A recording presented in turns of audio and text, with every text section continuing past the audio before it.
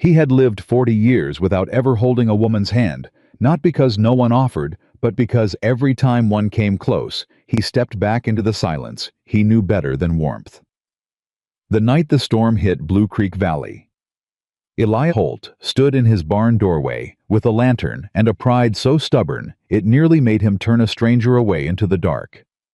Nearly. If this story already has your heart beating faster, subscribe to this channel, follow along until the very last word, and drop your city in the comments below. I want to see just how far this story travels. Elias Holt had not spoken more than a dozen words to any living person in 11 days. He knew this because he counted. Not out of loneliness, at least, that's what he told himself. He counted because words cost something, and he'd learned long ago that the things you spend too freely are the first things taken from you. The summer of 1887 had come to Blue Creek Valley like it always did, hard and golden and merciless. The grass on his upper pastures had gone the color of wheat straw by the end of June.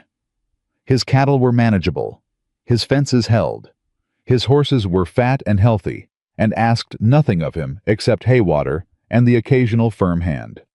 Elias understood animals. He did not understand people. He had stopped trying long before most men his age had finished figuring out which direction their lives were pointed. 40 years old, unmarried, untouched, unasked. That last part wasn't entirely true, but it was easier to believe than the alternative that he had been asked once or twice in the way a woman asks a man without using words at all, and he had looked away every single time. Not out of coldness, out of something that sat much deeper than cold. I was afraid. He just didn't have a name for it yet. That morning he'd ridden his fence line before the sun was fully up, checking for breaks in the wire where the elk had pushed through the night before. He found 3 spots, patched 2, marked the third with a strip of red cloth to come back to after he'd eaten. He rode back to the barn, unsaddled his mare, brushed her out, and led her into the paddock without a word. Inside the house, he made coffee, the way he always made it, black strong and barely enough to fill the bottom of the cup. He ate standing at the counter. Cornbread left over from 2 days ago. Sliced, smoked venison. A handful of dried apricots that he chewed slowly and without pleasure. The house was clean. It was always clean. Order was a discipline he'd inherited from his father and kept alive like a religion. But the house was also empty in a way that no amount of cleaning could fix. He'd stopped noticing it, or so he believed. He carried his coffee out to the porch and looked at the sky. What he saw made him set the cup down on the railing. The western horizon had gone the color of a bruise. Not the slow rolling gray of a summer rain system, something faster, something angrier. The clouds were stacking on each other in tall formations that flickered at the base, and the wind that had been coming from the south all morning had just switched direction without warning. Elias had lived in Blue Creek Valley since he was 19. He knew its weather the way he knew the rhythm of his own breathing. This was not an ordinary storm. "Well," he said to nobody, "that's coming fast." I went back inside, pulled on his work coat, and spent the next 2 hours doing what needed to be done before a hard storm hit. He brought the horses in from the paddock. He moved the hay bales further from the barn doors.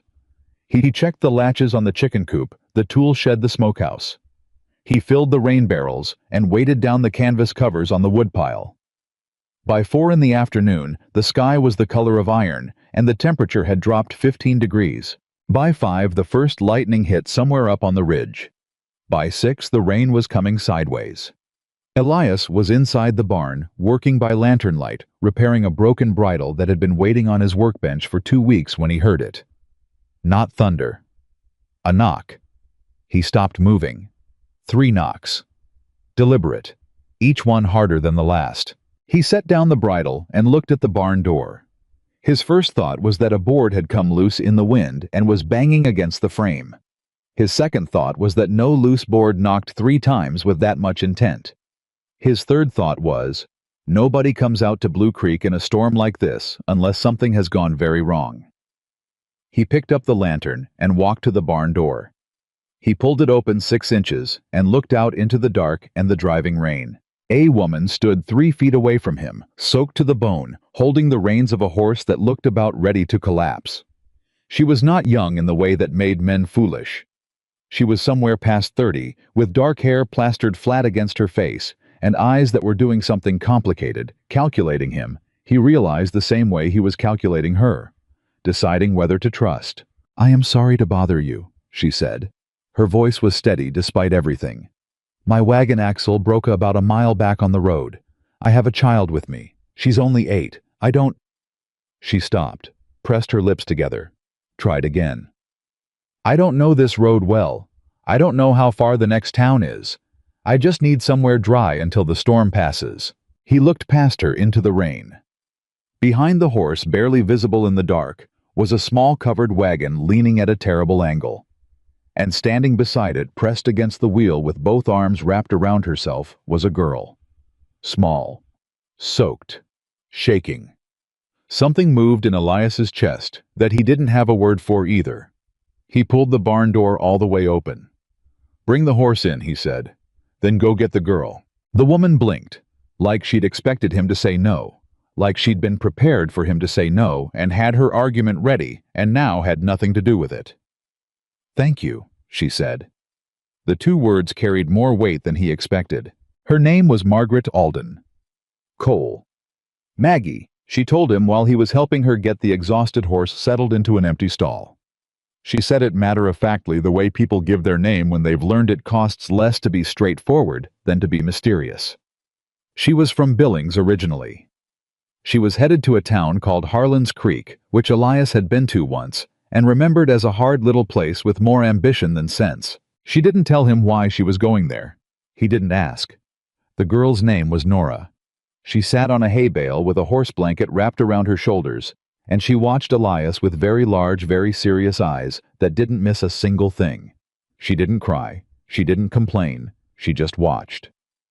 "She's quiet," Elias said. "She's always quiet," Maggie said without looking up from wringing water out of the hem of her skirt. "She's been watching people long enough to know that most of what they say isn't worth listening to." Elias looked at the girl. The girl looked back at him. "Smart," he said. Something shifted in the girl's expression. Not quite a smile, but close. Maggie had pulled a small satchel out of the wagon before they'd come in dry clothes for Nora, a little food, the things a woman grabs when she knows she might not make it back to her wagon for a while. She'd done that automatically, Elias noticed. She'd thought ahead even in the rain, even in the dark, even when her hands were shaking.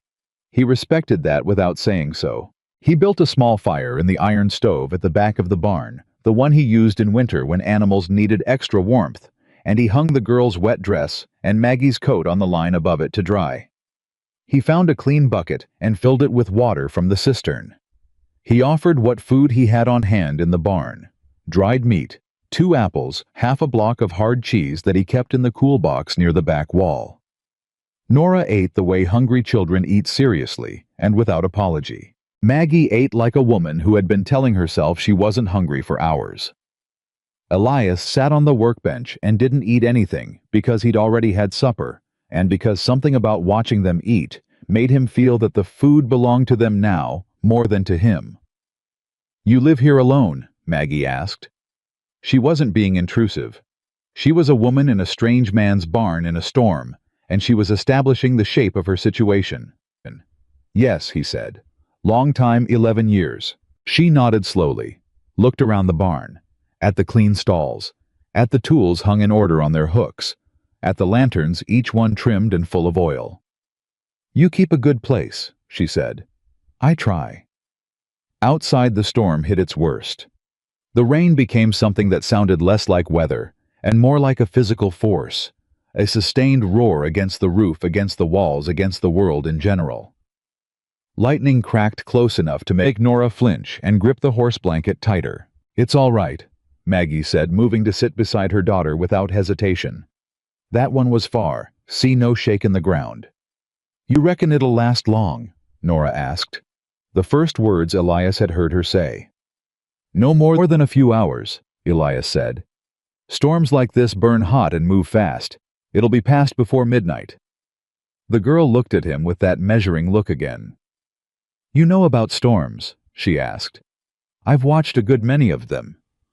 "From in here or from outside?" Depends on the storm. Nora seemed to consider this with the gravity of a philosophy professor. I think, she said carefully, that if I had to be somewhere during a storm, a barn would be a pretty good choice, because of the animals. They're calm. She was right. The horses had settled. They stood in their stalls with their heads low, breathing steady. Even the exhausted horse Maggie had brought in had stopped trembling. They know the barn won't fall, Elias said. That's why they're calm. Do you know that? Nora asked. That the barn won't fall. He looked at the girl for a moment. Yes, he said. I built it. Nora nodded satisfied and went back to her cheese. Maggie was watching him. He could feel it without looking. Not the way a woman watches a man she's interested in. He wouldn't have known what to do with that. It was something more careful than that. The way someone watches a person they're trying to understand, because understanding matters to them. He looked at her then, and she didn't look away. Where's her father? He asked. He hadn't meant to ask it. It came out of him the same way honesty sometimes does arriving before permission. Maggie's face didn't change exactly, but something behind it did. Gone, she said. Not bitter. Not sad. Just definitive in the way that word is when a person has already finished grieving. He nodded. Said nothing else. They sat in a silence that wasn't uncomfortable. Elias didn't understand why it wasn't uncomfortable in his experience. Silence with strangers was always a negotiation, a waiting for someone to say something meaningless so the other person could agree with it. This was different. This silence had room in it. Around 9 o'clock. Nora fell asleep on the hay bale curled under the horse blanket with her hair still damp and her face completely peaceful.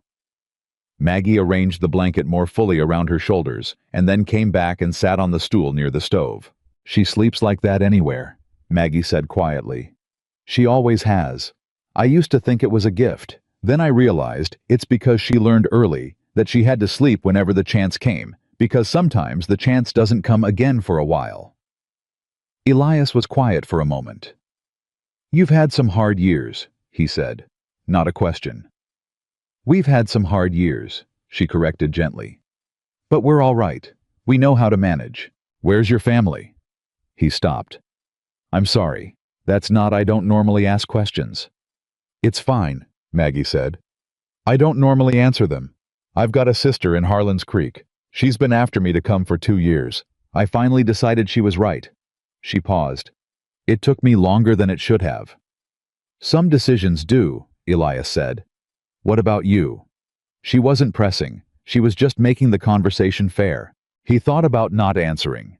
He thought about saying nothing or saying something general and unmemorable. But the storm was still going, and the barn was warm, and somehow this woman sitting 3 feet away from him, with her hands folded in her lap and her eyes honest and steady, made pretending feel more exhausting than truth. I came here at 19, he said. My father's land. He died when I was 17 and I worked 2 years saving enough to come out and work it properly. I thought, he paused, I thought I'd build something and then there'd be people in it. Maggie was listening. Actually listening, not the polite waiting for you to finish kind of listening. The kind that has weight. And, she said, and I built something, he said. And then there were horses in it, and cattle in it, and grain in it, and everything except what I thought there'd be. People, she said. People. The fire crackled. Outside the rain began to thin, not gone yet, but losing its anger. The lightning had moved east, its flicker visible now only in the distances between the boards. You never... She stopped herself. Never what? He said. She shook her head slightly. I was going to ask something too personal. You already know I came out here at 19 and built a ranch by myself, and I've been alone for 11 years, Elias said. I reckon you can ask the question you were going to ask. Something like a smile crossed her face, brief but real. You never let anyone in, she said. Not in all that time. He was quiet for a long time. There was a woman, he said finally. Once, a long time ago, before I came here. He looked at his hands. She left for someone else. And I decided I suppose that I just wasn't built for that, for letting people close. He paused. I told myself that wasn't a loss, that it was a preference. But it wasn't a preference, Maggie said. No, he said. It was a wall I built because I didn't know how to do anything else. The admission surprised him. He'd never said it out loud before. He wasn't sure he'd ever let himself think it clearly enough to say it. Maggie didn't fill the silence after that with reassurances or easy sympathy. She just let the words sit where they'd landed, which was more respectful than anything she could have said. After a while, she spoke. I think walls are understandable, she said. I think the people who've never built one are the people who've never had a real reason to. And I think... She stopped choosing her words carefully.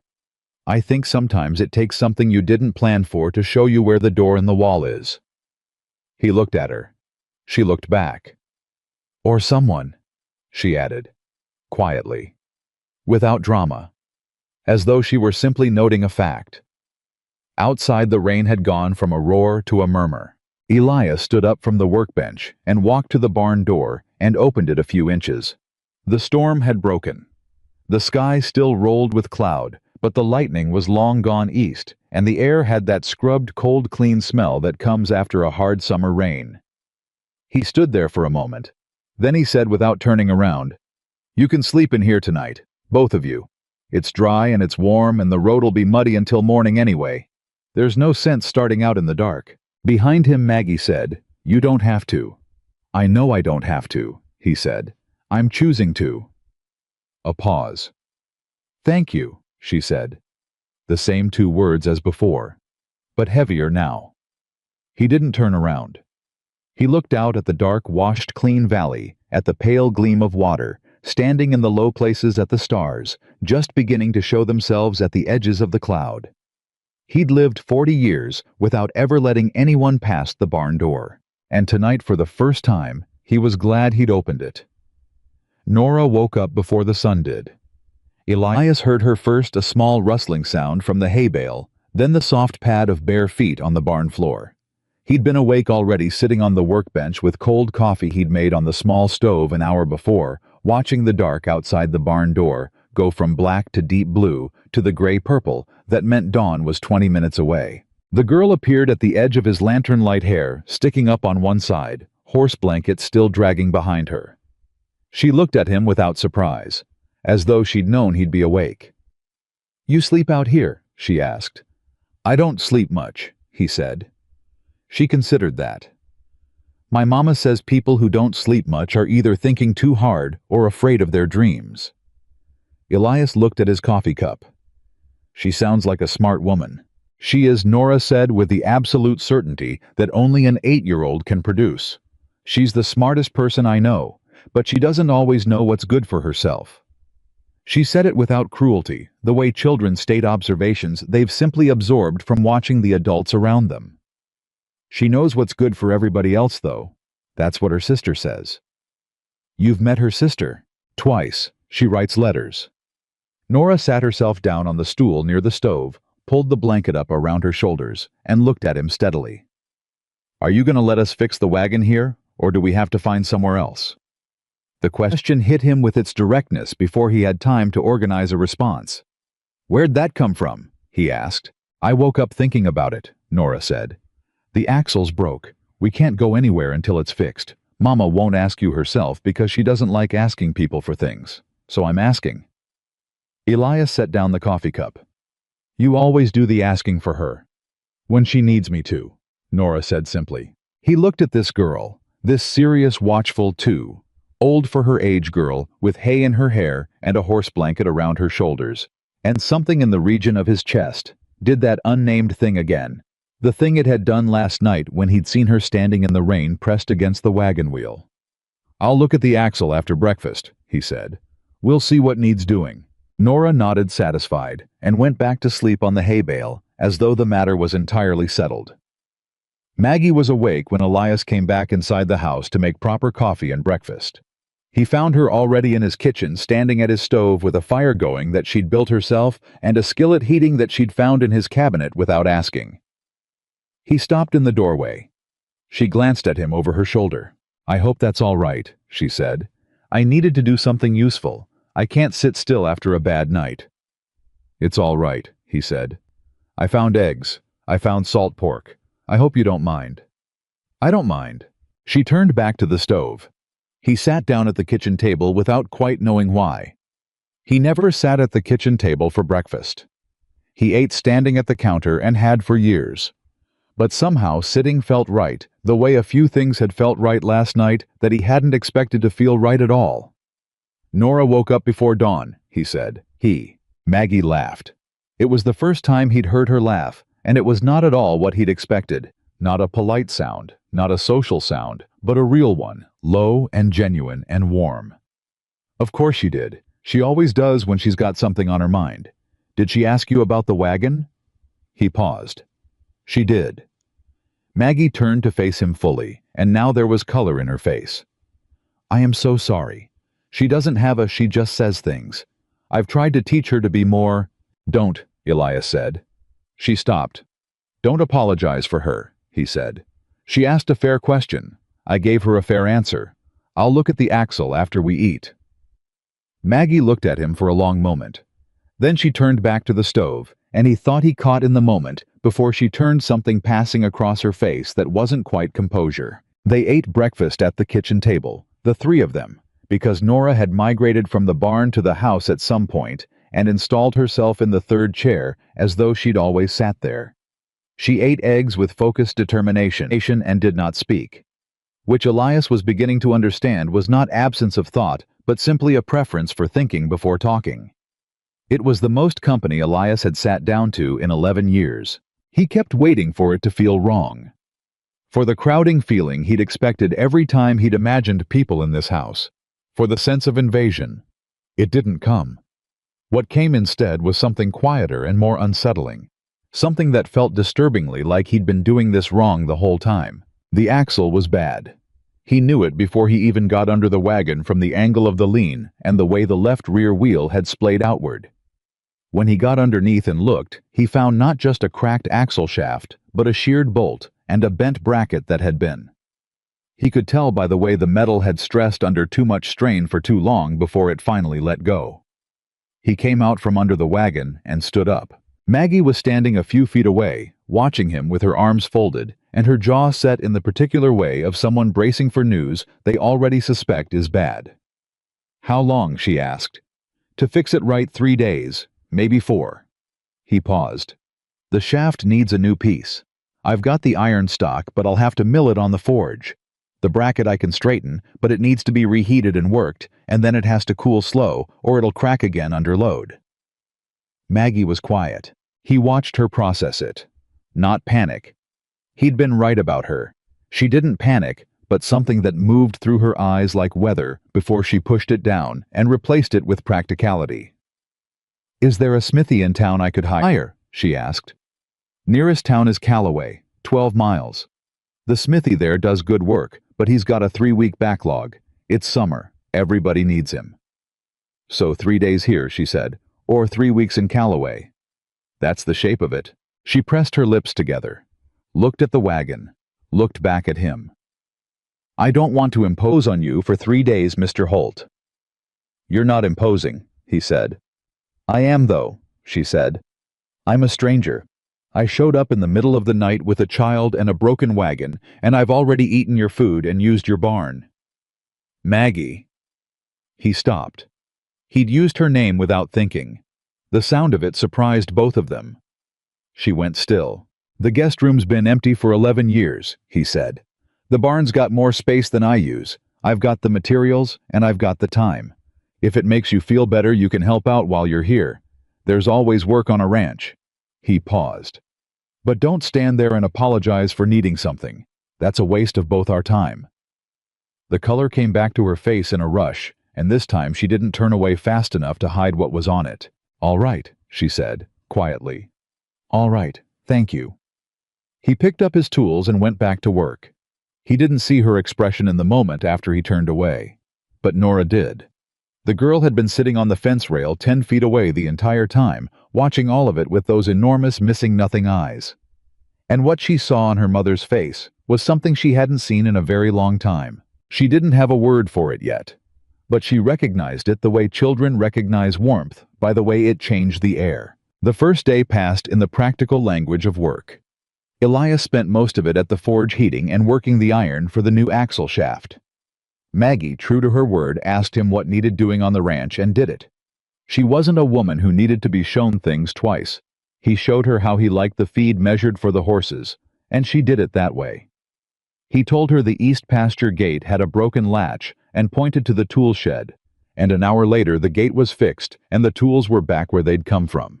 Nora made herself useful in the way 8-year-olds do, imperfectly and with tremendous commitment.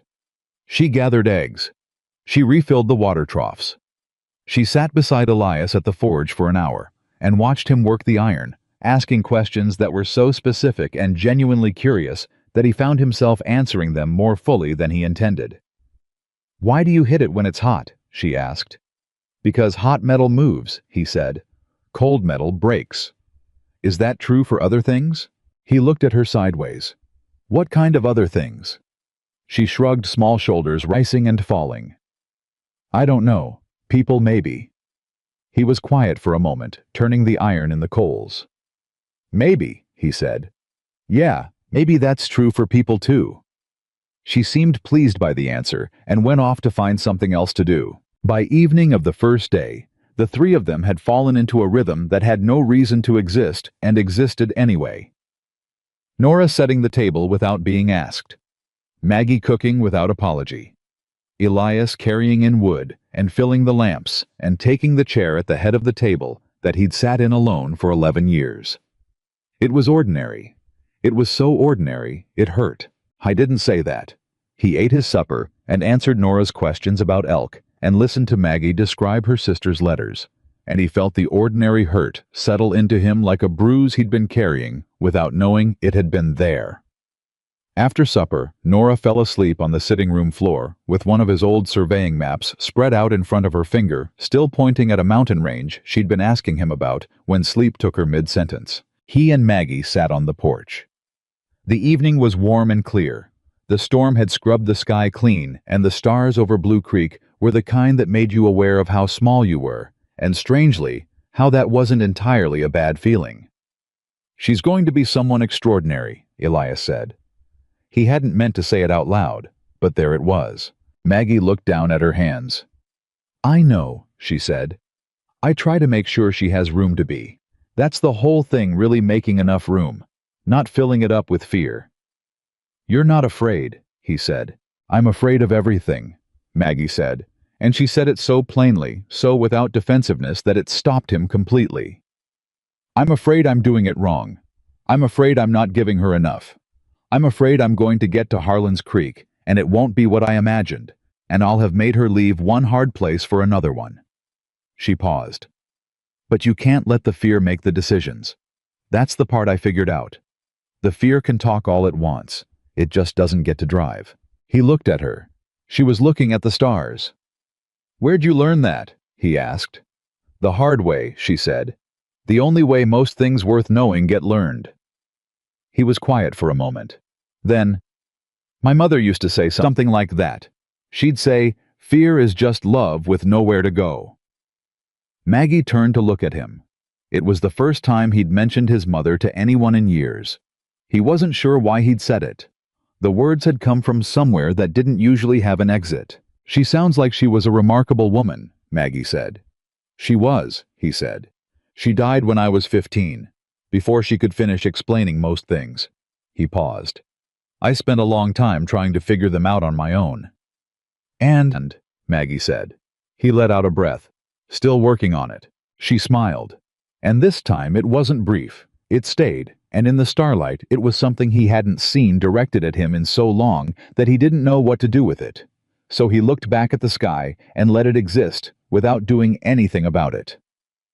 The second day brought a different kind of trouble. He'd ridden out to the upper pasture early to check on the cattle after the storm, and when he came back he found 2 horses tied to his fence post that he didn't own. 2 men he'd never seen before stood in his yard, and Maggie stood on his porch steps with Nora behind her, one hand pressed flat to her side in the particular stillness of someone keeping themselves very controlled. He rode in at a pace that was faster than necessary and pulled his mare up between the men and the porch. "Help you," he said. "Not a question. Not really. The closer of the two men was wide through the shoulders, with a face that had done too much squinting in too much sun, and eyes that held the particular quality of a man used to being the most dangerous thing in a room. He had a deputy's badge on his vest. "Looking for a woman named Margaret Cole," the man said. "And a girl. We were told they came through this way last night." Every muscle in Elias went quiet, the specific kind of quiet that comes before a decision. "Who told you that?" he said. "Man at the crossroads. Said he saw a woman and a girl on the Blue Creek Road before the storm hit." Elias didn't look at Maggie. He kept his eyes on the deputy. "I've got a ranch hand who came through with his daughter last night," he said. "They're sheltering while I do some repair work. Why are you looking for this woman?" The deputy's eyes moved to the porch, to Maggie, back to Elias. "Her husband sent us," he said. The word hit Elias like cold water. He kept his face neutral through it. "Her husband," he repeated. "Mr. Gerald Cole, businessman out of Billings. His wife and daughter left without his permission 6 days ago. He wants them brought back." Elias finally looked at Maggie then, just for a moment. What he saw on her face was not guilt. It was not shame.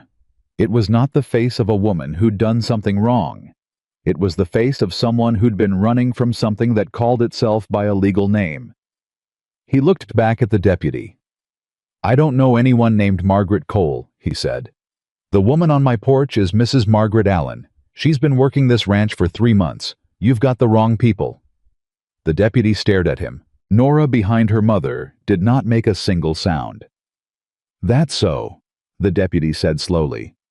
"That's so," Elias said. "Now I've got work to finish and a forge burning, so if you've got nothing further to say to me, I'd appreciate you taking your horses off my fence." The deputy looked at him for a long time, looked at Maggie, looked back at Elias. Then he untied his horse. "We'll be checking the area," he said, "in case anyone matching that description turns up." "You do that," Elias said. He sat on his mare without moving until both men had ridden back down the trail and were gone from sight. Then he dismounted, tied his horse, and walked to the porch. Maggie was holding herself together with visible effort, both hands pressed now to her sternum like she was keeping something in. Nora had come out from behind her and was standing at her side, pressed to her hip, one arm wrapped around her mother's waist. Elias stopped at the bottom of the steps. "Husband," he said. Quiet, flat. Maggie met his eyes. "Yes." "You want to tell me about him?" It wasn't a question. She knew it wasn't. She sat down on the porch step, and Nora sat beside her, and for a moment neither of them spoke. Then Maggie said, "Gerald Cole is a businessman and a well-respected man in Billings who sits on 3 civic committees and donates to the church building fund every year. Everyone in Billings thinks very highly of Gerald Cole." She paused. "High is also," she said, "a man who believes that a wife and child are things a man owns, the same way he owns his accounts and his property and his inventory. Things that exist for his use and go where he says they go." Elias was quiet. "Did he hurt you?" he asked. The question came out of him with an edge on it that he hadn't controlled. Maggie looked at him. "Not in ways that leave marks," she said. "He was very careful about that." She looked down at her hands. "But a person can be worn away without being struck. You can be taken apart without anyone laying a finger on you. And one morning I looked at Nora, she was 7, and I watched her watching him, watching how small she made herself when he was in the room, and I thought, this is what she's learning. This is what I'm teaching her. By staying." She stopped, drew a breath. So we left. The porch was silent. Nora pressed against her mother's side, said nothing. She'd heard this before. Maybe not all of it, not in these words, but the shape of it, the weight of it. Children absorb the things adults think they're hiding, and they carry them without being asked. Elias looked at this woman and this child on his porch steps in the morning sun, and something happened in him that he didn't have a word for and didn't need one. "They'll come back," he said. "I know," Maggie said. "A deputy means Gerald's got money and reach. He'll try again." Elias was thinking out loud partly. "You can't make Harlan's Creek in the wagon in the state it's in. Not for 3 more days at least. And even then, if he sent men to the roads. I know, Maggie said again. There was no self-pity in it. Just the frank assessment of a woman counting resources.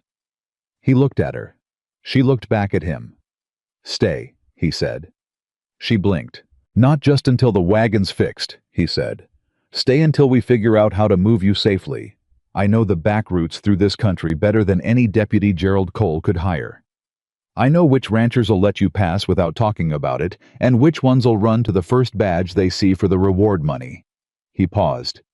I can get you to your sister, but not in 3 days, and not on the main road. Maggie stared at him. You don't owe us anything, she said. You have already done more than— I'm not doing it because I owe you, Elias said. I'm doing it because it's right. He said it simply. No drama in it. The way a man states a fact he's already decided is not negotiable. Nora looked up at her mother. Maggie looked at Elias for a long moment. Long enough that the silence between them became something with texture, something that held the weight of the previous night and the breakfast table and the porch and the stars and all the things that neither of them had said directly, but that had been said anyway. All right, she said. All right. And then, for just a moment, she let herself look at him the way a woman looks at a man when she's stopped pretending she isn't. It was there and gone before she could control it, quick as a breath, but Elias caught it, and it hit him somewhere behind the ribs with a force that startled him. He turned away before she could see what it did to his face. He went to the forge. He worked the iron. He hit it while it was hot because he was learning finally at 40 years old in the hardest possible way that the thing about hot metal is true. Hot metal moves. Cold metal breaks. And maybe that was true for people too. The third day changed everything. It started like the first 2 early quiet practical. Elias was at the forge by sunrise. Maggie was in the garden pulling weeds she'd noticed on the second day. Nora was in the barn telling his horses something in a low, serious voice that he couldn't make out, but that the horses appeared to find credible. Then, at mid-morning, Elias's nearest neighbor rode in. Thomas Birch was 63 years old, had ranched the property 8 miles east for 32 years, and was one of the 4 people in Blue Creek Valley that Elias would describe if pressed as someone he didn't mind talking to. He rode in on his big sorrel pulled up in the yard and looked from Elias at the forge to Maggie in the garden to Nora, visible in the barn doorway, and his expression did several complicated things in quick succession. Elias walked over. Tom, he said. Elias. Thomas Birch did not stop looking at the yard, with the expression of a man recalculating something he thought he understood. You've got people. I've got guests, Elias said. Their wagon broke in the storm. I'm doing the repair. Thomas looked at him. 2 deputies came through my place this morning, he said, dropping his voice. Looking for a woman and a girl. Said a businessman from Billings sent them. He paused. They asked if I'd seen anything on the Blue Creek Road. Elias waited. I told them no, Thomas said. Elias let out a breath. They're gonna come back to your place, son, Thomas said. That Deputy Renner, his name is, he's not the kind that gives up easy. I've seen him work before. He'll get a federal letter if he has to. Husbands have rights under the law, and he knows how to use them. I know, Elias said. Thomas looked at Maggie, who had stood up from the garden and was watching them from a distance with the focused stillness of someone trying to read the conversation from 20 yards away. He looked back at Elias. What are you going to do? Thomas asked. Move them, Elias said. Through the back country. I know the way to Harlan's Creek that doesn't touch any main road. Thomas was quiet for a moment. That's 4 days of hard riding. I know. You'd be leaving the ranch. I know. Thomas looked at him for a long time. This woman, he said, not accusatory, not even curious exactly, more like a man making an observation he already knows the answer to. She means something to you. Elias didn't answer immediately. I thought about the barn and the storm, and 2 words that carried more weight than they should. He thought about a kitchen table with 3 chairs and a child asking whether hot metal was like people. He thought about stars and something said about fear not being allowed to drive. It doesn't matter, he said finally. She needs help. That's enough." Thomas looked at him the way old men look at younger ones who are lying to themselves but haven't been lying long enough to make it convincing. "All right," Thomas said. "I'll keep my eyes open. If Renner comes back through, I'll send my boy to warn you. That'll give you an hour, maybe two." "That's all I need," Elias said. Thomas tipped his hat, looked one more time at the yard full of people, this yard that had been empty and silent for 11 years, and rode back the way he'd come. Elias stood for a moment where he was. Then he walked over to Maggie. She was already looking at him when he reached her, because she'd been watching him the whole time, and she was not a woman who missed the shape of a conversation just because she couldn't hear the words. "We're leaving tomorrow," he said, "before dawn." She didn't flinch. She didn't argue. She just said, "Tell me what to pack." And then Nora's voice came from the barn doorway, clear and carrying. "I told the horses we might be going somewhere." The gray one seemed excited. The brown one seemed worried. "I think I know how they both feel." Elias looked at this girl.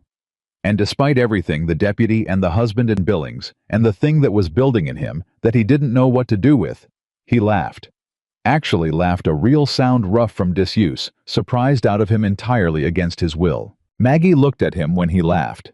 She looked at him the way she had on the porch, that quick, unguarded, immediately controlled look. But this time, she didn't pull it back quite fast enough. And this time, he didn't look away. He let it exist for one full second between them. That look, that thing with no name hanging in the warm summer air between the barn and the garden on his ranch in Blue Creek Valley. Then Nora came running out of the barn toward them, done with her horse consultations, and ready for lunch, and the moment broke into the ordinary, and they let it. But it had happened. Both of them knew it. And now there was no putting it back. They left before the sky had any color in it. Elias had the horses ready by 4 in the morning, his mare a steady trail gelding. He trusted on rough ground and the spare roan that could carry the packed supplies without complaint. He'd been up since 2, moving through the dark house with a lantern turned low, filling saddlebags, rolling blankets tight, choosing what mattered and what didn't. He'd done it before, packing for long rides into the backcountry, but never for anyone but himself, and the difference in the weight of that packing for 3 instead of 1 was something he felt in his hands without fully understanding why. Maggie was awake when he knocked softly on the guest room door. She answered it, already dressed, her hair pulled back and her satchel over her shoulder.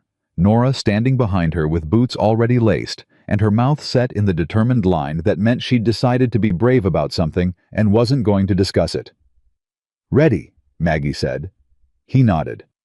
They went out into the dark. He'd told them the route the night before, spread out across the kitchen table with a hand-drawn map he'd made from memory, because he knew this country the way he knew his own hands, and no cartographer had bothered to draw the trails he was thinking of.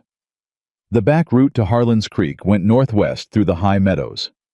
Above Blue Creek dropped into a river valley that most people didn't know existed, skirted the edge of Crow territory, where any deputy with sense wouldn't follow, and came out on the far side of the Harlan Range through a pass that was only usable in summer, and only by people who'd been through it before. He had been through it before. Twice. Both times alone, both times for reasons that no longer mattered. It would take 4 days. Maybe 5 if the river was still running high after the storm.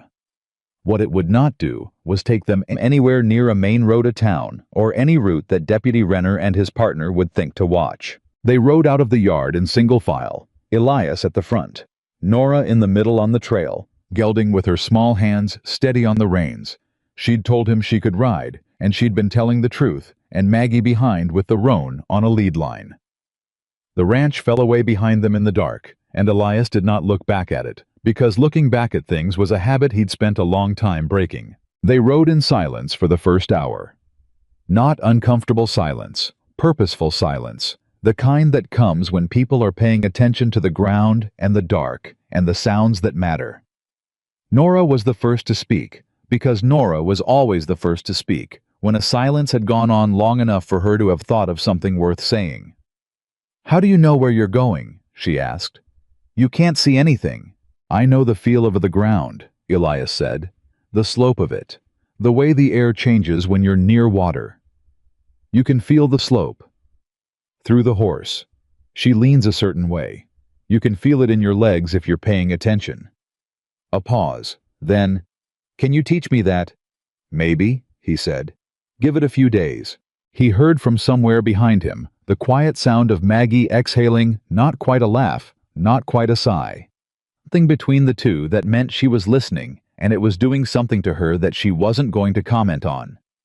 He kept his eyes forward, and his mare at a steady walk, and he thought about nothing except the ground, and the dark, and the route he'd already mapped in his head a dozen times before dawn. They made good time through the morning.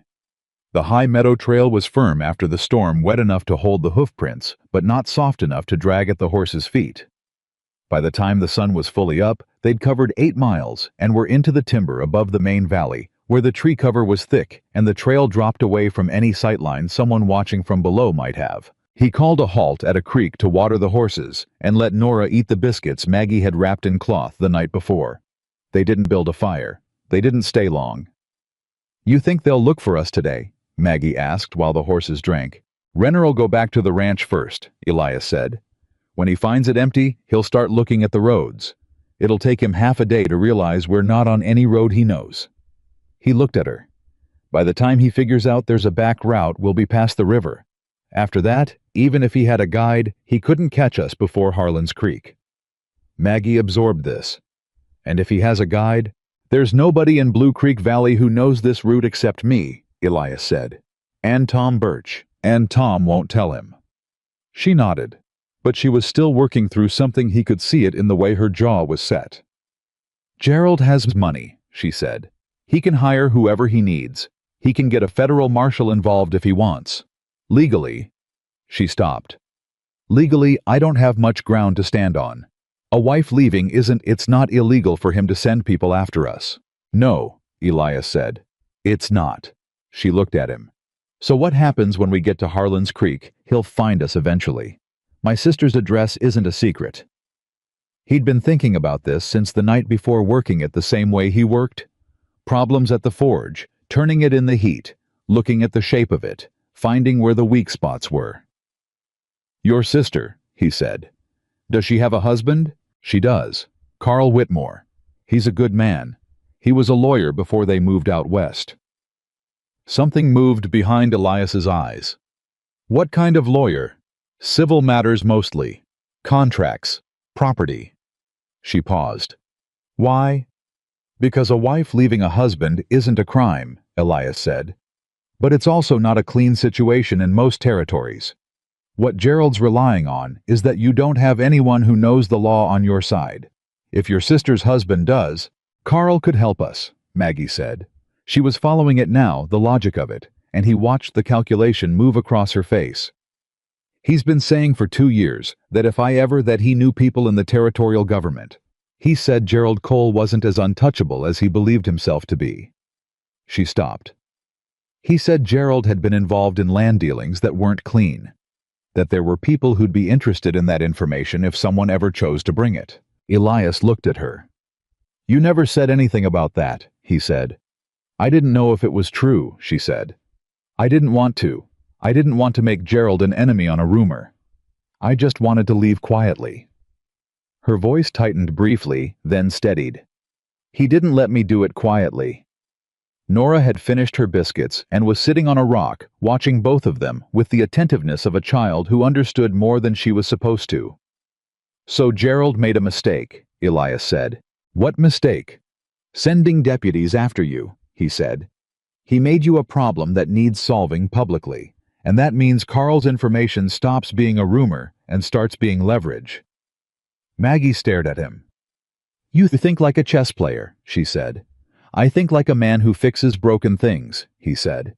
"You find the crack, and you work from there." She was quiet for a moment. Then very quietly, "He's not going to let us go, Elias." He looked at her steadily. "No," he said. "He's not." "So what do? We get to Harlan's Creek," he said. "We get to your sister and Carl. And then we stop running, and we turn around, and we face him. But we do it on ground we choose with people we trust, with every piece of information Carl has ready to use." He paused. "Gerald Cole is used to people backing down. He's not used to someone coming back at him with something he can't buy his way out of." The creek ran between them, and the silence held for a moment. Then Nora said from her rock, "I think that's the right plan. The gray horse agreed with me this morning, and I think she'd agree with this too." Maggie made a sound that was more laugh than cry, and pressed her hand to her mouth for a moment, and then composed herself with the practiced speed of a woman who'd learned not to fall apart in front of her daughter. Elias turned back to the horses. He didn't comment on the sound she'd made. He just untied the horses and said, "We should move," and they moved. They made camp that night beside the river. It was running high but not dangerously. The storm had pushed it up and it moved fast over the rocks with a steady roar that covered sound well, which mattered. Elias built a fire small enough to not send much light above the tree canopy. They ate dried venison and hard biscuits, and the last of the apples from the ranch, and the river talked over everything, and Nora fell asleep between them, with her head on the rolled blanket before she'd finished her supper. Elias and Maggie sat on opposite sides of the fire after. It was the first time in 3 days they'd been alone, truly alone without the ranch around them, and the work between them, and the logical reasons to focus on something other than each other. The river made everything feel private. The dark pressed in warm and close. "You didn't have to come with us," Maggie said. She wasn't accusing him. She was making space for truth the way she always did, opening a door and waiting to see if he'd walk through it. "I wanted to," he said. "Why?" He turned the question over. There was a version of the answer that was simple and safe, because it was right, because she needed help, because any decent man would. He'd said versions of that before. It was even partly true. But this woman had been sleeping in his guest room for 3 days, and had sat on his porch in the starlight, and told him fear wasn't allowed to drive, and had looked at him twice in ways that had hit him somewhere past the ribs. And he'd spent enough years being precise and honest about everything else in his life that lying to her now felt like the worst possible thing he could do. "Because I didn't want you to leave," he said. The fire crackled. The river ran. Maggie didn't move. She sat perfectly still with her hands around her coffee cup, and she didn't look away from him, and he didn't look away from her. "Elias," she said, very quietly. "I know," he said. "I know what I am. I'm a 40-year-old man who spent 20 years deciding he wasn't built for this. I know that. I'm not asking you for anything. I just—" He stopped. Tried again. "I just wanted you to know it was true. That's all." She looked at him for a long moment. "You're not what you think you are," she said. "What do you mean?" "You think you're the man who chose the mountains over people," she said. "You think that's who you are. But what I've seen for 3 days is a man who fixed our wagon and fed us and lied to a deputy without blinking to protect us, and is now riding 4 days into the back country on our behalf." She paused. "That's not a man who doesn't care about people. That's a man who cares so much it terrifies him." I didn't have an answer for that. It landed in him like a thrown stone, finding water. The impact immediate, the ripples moving outward through every quiet corner of him. "You've been watching me," he said finally.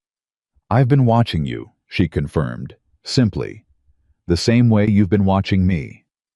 The admission sat between them warm and dangerous, and more honest than anything he'd said in years. He should have said something then. He could feel it the moment the open door, the specific type of silence that is not empty but full. The kind that asks a person to step through something instead of around it. But before he could, the sound came. A branch, snapping clean. Not the creak, not the wind. Something deliberate, something with weight behind it, moving through the timber 30 yards west of camp. Elias was on his feet before Maggie had processed what she'd heard. His hand went to the rifle leaning against the log beside him. He'd brought it from the ranch without explaining why, without making it a thing, and she hadn't asked. Now she understood. He held up one hand still, and she froze. Nora slept on. He moved away from the firelight, stepping sideways into the dark, and he stood absolutely still and listened. Another sound. Closer. The specific creak of a saddle. Someone was out there on horseback. Moving slow. Trying to be quiet. Trying and not quite making it, which meant either they were amateur or they wanted to be heard enough to give him a chance to respond before this became something worse. "Hello, the camp," a voice called out. Male, rough, cautious. Elias raised the rifle. "Stay where you are," he said. "State your name." A pause. Then, "My name's Will Cord. I ride for Tom Birch. He sent me." Everything in Elias recalibrated in 1 second. He lowered the rifle a degree. "Come in slow," he said. "Hands where I can see them." A young man rode into the firelight. Maybe 20, lean and sun-dark, with his hands raised and his eyes wide, with the specific expression of someone who has just realized that the man holding a rifle in the dark is not someone to be casual around. "Mr. Birch sent me," the boy said again. "He said to find you before tomorrow morning. He said it was urgent." Elias lowered the rifle fully. Behind him, he heard Maggie let out a breath. "What's the message?" he said. Will Cord dismounted, slow and deliberate. He reached into his vest and pulled out a folded piece of paper. "Renner came back to the Blue Creek Ranch," he said. "Like you figured. But he didn't just look around. He talked to people in Callaway. He found out about the wagon. He found out a rancher had done the repair." He paused. "And someone in Callaway, Mr. Birch, didn't know who told Renner about the back pass." The cold in Elias's chest was immediate and precise. "Someone told him about the pass," he said. "Yes, sir." Will Cord held out the folded paper. Mr. Birch wrote down what he heard. He said Renner's heading north with 4 men now, not 2, 4. And he's not just a county deputy anymore. He paused. He's got a federal letter, a husband's rights claim signed by a judge in Billings. It gives him legal authority to bring them back. Elias took the paper. He didn't open it. He stood very still for a moment. Maggie had come to stand beside him. He could feel her there without looking, the specific weight of her presence, the particular quality of her stillness when she was containing something large. "He got a federal letter," she said. "Not a question. Gerald has friends," she said quietly, to no one in particular. "I knew he would. I just didn't think he'd move this fast." She paused. "He's not coming back because he loves us. He's coming back because no one leaves Gerald Cole. That's the thing. For him, it's not about us. It's about what it looks like." Elias turned to look at her. Her face was steady, but her hands, she'd crossed them against her chest, pressed flat, that contained gesture. He'd learned to read. Her hands were working against each other in a way that told him everything. The steadiness of her face was trying not to show. "How far ahead of them are we?" he asked Will Cord. "Mr. Birch reckons you've got 6 hours," the boy said. "Maybe 8 if they camp. But Renner doesn't camp if he doesn't have to. He'll push through the night." 6 hours. Elias ran the route in his head. The pass was still 2 days out at the pace they'd been keeping. Even pushing hard, even pushing harder than was safe on backcountry trail in the dark, they couldn't make the pass in 6 hours. But there was something else. Something he'd been saving in the back of his mind without knowing he'd need it. "There's a homestead," he said, 14 miles north. A woman named Ruth Calder. She's been there since '68, before anyone else was in this valley. She knows the terrain better than I do, and she knows Crow people who pass through her land." He paused. "Renner won't follow us into Crow territory. Not with a federal letter. Federal law doesn't carry much weight out there, and he knows it." "You're talking about going through Crow territory," Maggie said.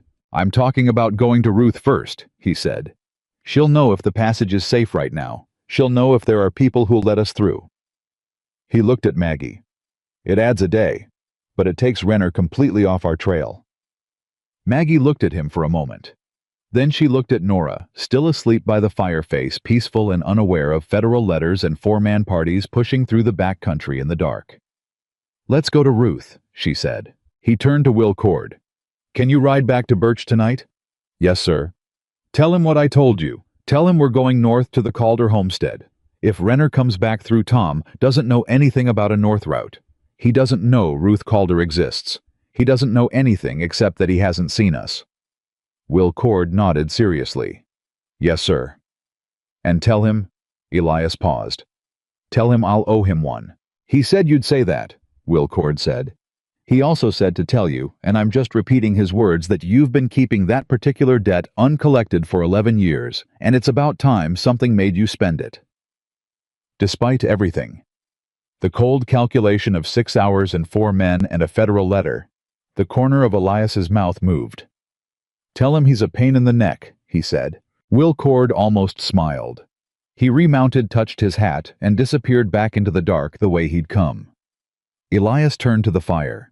He kicked dirt over it smooth and practiced not enough to make smoke, just enough to kill the light. He looked at Nora, who had slept through all of it. "We need to wake her," he said. Maggie was already crouching beside her daughter, one hand on her shoulder, gentle but firm. "Nora, sweetheart, we have to ride." The girl came awake, the way she did everything quietly and immediately, eyes open and present before her body had fully remembered where it was. She looked at her mother's face and read it. "We have to go fast," she said. "We have to go fast," Maggie said. Nora sat up, reached for her boots. "Okay," she said. "No questions, no complaints, just okay." Elias watched this girl pull on her boots in the dark beside a killed fire, while 4 men with a federal letter pushed through the mountains behind them, and the thing in his chest that had been building since a storm and a barn door, and 2 words that weighed too much, reached a point that he recognized, even if he didn't say it, even if he wasn't ready to say it. He saddled the horses faster than he'd ever saddled them.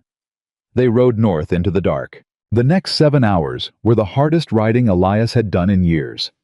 The trail above the river was narrow and technical, requiring the kind of constant attention that doesn't leave room for thinking about anything else. Every step of the horses deliberate, every switchback negotiated carefully, every water crossing checked before they went in. He rode at the front, feeling the ground through his mare, the way he'd told Nora, reading the slope, and the sound, and the air, and he did not stop except twice briefly to listen to the dark behind them. The second time he stopped to listen, Maggie came up beside him. "Anything?" she asked quietly. He shook his head. Not yet. She was close enough that he could see her face in the moonlight that came through the trees in pieces. She was tired. Bone-tired, the kind that comes from 3 days of sustained tension, on top of years of sustained tension, but her eyes were clear and focused, and she was holding herself in the saddle with a straight back and a lifted chin, and he thought with a clarity that surprised him for its simplicity. "This is the most remarkable woman I have ever been near." He didn't say that. He looked back at this trail and said, "Another hour and we'll be above the timberline. After that it's easier ground." She nodded, fell back to her position. He rode on. Ruth Calder's homestead appeared out of the morning, just as the sun was clearing the eastern peaks, a low, solid structure built from the mountain itself. It seemed fitted so well into the landscape that you could ride within 100 yards of it and not see it unless you knew it was there. Elias had been here twice. The first time Ruth had met him at the door with a shotgun. The second time she'd offered him coffee.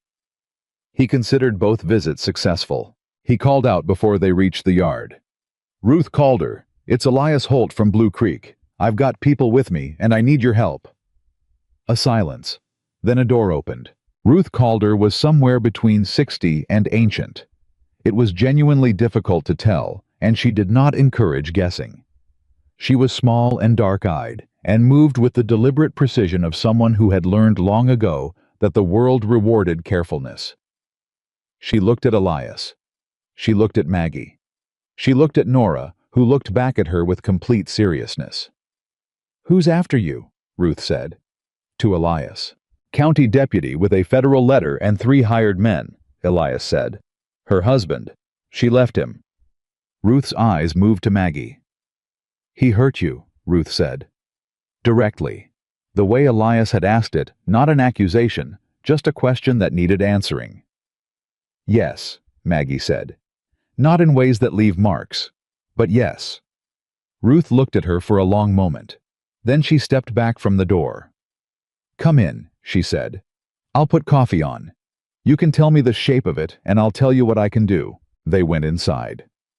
And it was in Ruth Calder's kitchen, an hour later, with coffee in his hands, and the exhaustion of the night's ride settling into his bones, that Elias heard the thing that changed the entire shape of what he thought he was dealing with. Ruth knew people. She had lived in this territory for 19 years, and she had built relationships across every boundary that other settlers treated as walls, with Crow families who passed through seasonal territory, with trappers who knew the mountains better than maps did, with the occasional federal man who was decent enough to drink coffee with before conducting his business. She had ears everywhere that mattered, and she was not shy about using them. "Gerald Cole," she said. The name came out of her mouth with a weight that made everyone at the table go still. "You know him," Elias said. "I know of him," Ruth said. "He's been buying up land throughout the Billings territory for 5 years. Not openly, he uses men in the Middle Shell purchases names that don't trace back to him directly." She set down her cup. "He's been after a land parcel in the Harlan's Creek area for 2 years. A parcel that the current owners won't sell." Maggie set down her own cup, very carefully. "My sister," Maggie said. "Her husband Carl. They own land in Harlan's Creek." Ruth looked at her steadily. "What kind of land?" "It sits on the North River approach," Maggie said slowly. "Carl always said it was good timberland. And there's water. A year-round spring." Ruth nodded once. "There's a railroad survey coming through next summer," she said. "The Harlan route. Anyone who controls the North River approach controls the most viable path for the line. That land will be worth 20 times what it is now when the survey goes public." The table was silent. Elias felt something cold and precise settle into place the way pieces do when you stop looking at them separately and see the pattern they make together. "Gerald didn't send men after you because he was angry," he said. He was looking at Maggie and saying it slowly, working it out as he said it. "He sent men after you because you were going to your sister. Because you arriving at Carl's house with whatever you know and whatever you might tell him would put Carl on guard," Maggie said. Her voice had gone very quiet. "Carl would know something was wrong. He'd start looking. He'd find what Gerald's been doing." She stopped. "Gerald isn't coming after me because I'm his wife. He's coming after me because I'm a liability." The word landed in the room like a stone. Nora, sitting beside her mother, said nothing. But she reached out under the table and found her mother's hand, and Maggie gripped it without looking down. Elias looked at Ruth. "Can you get us to Harlan's Creek?" he said. "Through the territory, so Renner can't follow." Ruth considered this for a long moment.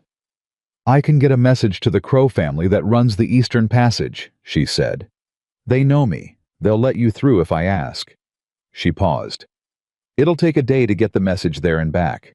You'll have to stay here until tomorrow." "Can we stay here safely?" Elias said. "If Renner's north." "Renner won't come here," Ruth said flatly. "Everyone in these mountains knows this homestead is not a place a man rides into uninvited and rides out again in good health. Renner's heard of me. He'll look everywhere else before he comes here, and by the time he considers it, you'll be gone." She said it without pride, just as a fact the way she said everything. Elias looked at Maggie. Maggie looked back at him. The thing he'd said last night beside the fire, "I didn't want you to leave," was still hanging between them. Unfinished, the door still open, and neither of them having walked through it yet. But there was something different in her eyes now from last night. Something past the tiredness and the fear and the calculation. Something that was looking at him the way a person looks at the one thing that has remained steady while everything else has moved. "All right," he said, to Ruth, "we'll stay." He turned back to his coffee. And under the table where he couldn't see it, Maggie's hand was still holding Nora's. And Nora very quietly, very carefully reached her other hand across the underside of the table and found Elias's knee and patted it twice the way a child does when they want to say something they don't have a word for yet. He looked down. Then he looked at the girl. She was looking at her coffee cup with tremendous concentration, as though she had not just done anything at all. He looked back at his own cup. And for the first time in a very long time, in a strange woman's kitchen in the back country of Montana, with 4 men somewhere in the mountains behind them, and the hardest part of the road still ahead. Elias Holt felt something he had spent 40 years and 11 in the mountains, convincing himself he didn't need. He felt like he was exactly where he was supposed to be. They stayed at Ruth Calder's homestead through the rest of that day, and the night that followed, and in that time, Elias learned something about stillness that he hadn't known before, that there are 2 kinds of it. the kind he'd lived in for 11 years, which was the stillness of a man who had stopped expecting anything, and the kind that settled over Ruth's homestead that afternoon, which was the stillness of people waiting for something they believed was still possible. The difference between those two things was not small. Ruth sent her message through a Cowboy, who appeared at the homestead shortly after noon appeared being the right word, because Elias hadn't heard or seen him coming, and he prided himself on hearing things coming. The boy was maybe 14 with dark, quiet eyes, and the kind of self-possession that made Nora watch him with frank admiration from across the yard. Ruth spoke to him briefly in a mix of languages that Elias caught only pieces of. The boy nodded, once, looked at the three of them, looked longest at Nora, who looked straight back at him without flinching, and then left the same way he'd come, without sound. "Tomorrow morning," Ruth said. "If the answer is yes, he'll be back before sunrise." "And if the answer is no?" Maggie asked. "It won't be no," Ruth said. "I haven't asked them for much in 19 years. When I do ask, they listen." She went back inside without further explanation, and that was the end of the conversation. Elias spent the afternoon doing what he always did when his hands were free and his mind was not. He found work. Ruth's fence line on the east side had a section that had been stressed by something large moving through it, and he spent 2 hours repairing it with tools from her shed, while Maggie helped Ruth preserve the last of a vegetable harvest in the root cellar, and Nora followed the Crowboy's route with her eyes until there was nothing left to follow, and then turned her attention to a litter of half-grown cats living under Ruth's porch. It was ordinary. Painfully, achingly ordinary. And underneath the ordinary, every one of them was counting the hours. Elias was back at the fence tightening the last wire when Maggie appeared beside him. She didn't announce herself. She just came and stood there the way she'd learned to exist near him, without ceremony, without preamble, as if she'd been standing next to him for years instead of days. "Carl wrote me a letter 6 months ago," she said. "He didn't send it through the regular mail because he knew Gerald monitored the post. He sent it through a woman who ran a dry goods store inside a package of thread. It took me 3 weeks to find it." Elias kept his hands on the wire. "What did it say?" "He'd found records," Maggie said. "Shell companies. Gerald's name buried 3 layers deep purchases made on land parcels that shouldn't have been available for purchase because the previous owners hadn't agreed to sell." She paused. "He said 2 of those previous owners had left the territory suddenly. One of them left owing debts that Carl thought were manufactured. The other one—" She stopped. "The other one," Elias said. "Carl wasn't sure," she said. "He said he didn't want to say the word until he was sure." The wire held tight in his hands. He looked at her. "Maggie, how dangerous is Gerald Cole?" She met his eyes without looking away. "I lived in his house for 9 years," she said. "I watched him smile at people he was destroying. I watched him donate money to causes in public while he was burning those same causes down in private." She paused. "He is the most dangerous kind of person. The kind that everyone believes is good."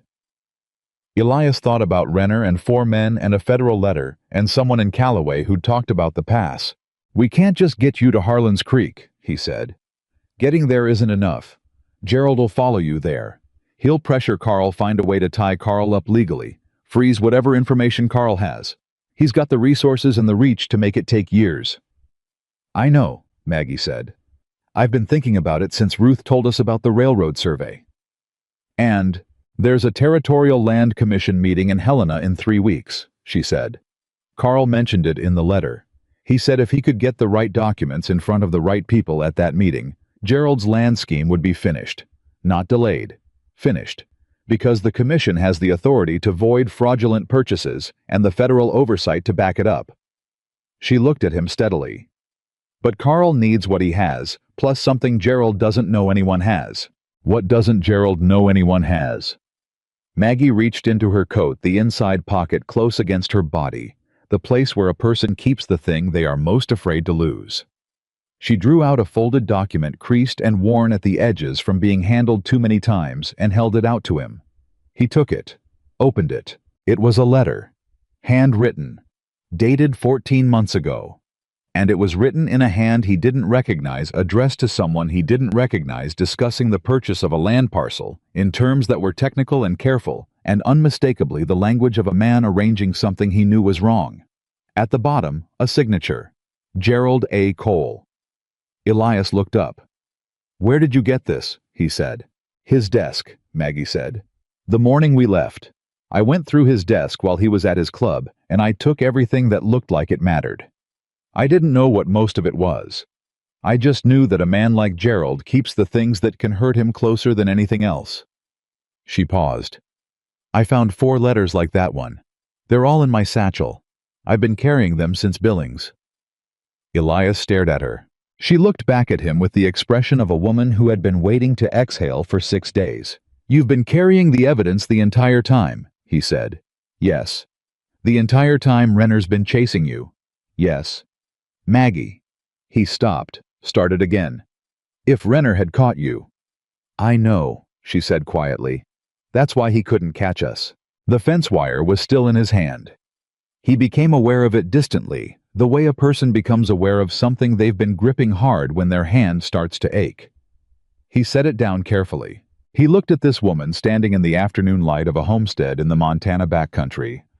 A woman who had walked out of a dangerous man's house with 4 incriminating letters pressed against her heart, who had driven a wagon alone through a storm with her daughter beside her, who had stood on his porch steps and said, "We're all right," without flinching. And he thought, "I have been wrong about what strength looks like for a very long time." "Does Carl know you have these?" he asked. "No," she said. "I didn't know if the letters would reach him safely.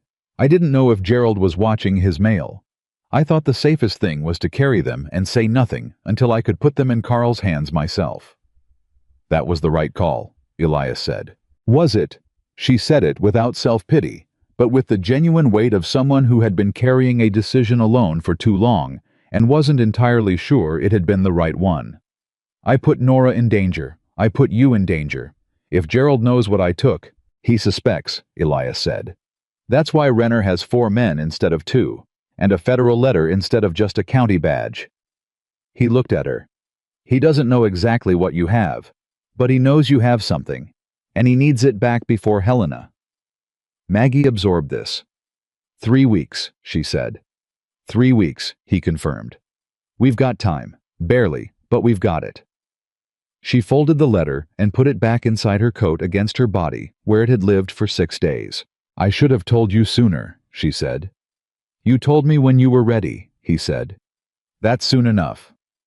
She looked at him for a moment with something in her eyes that was too complicated to name and too clear to misread.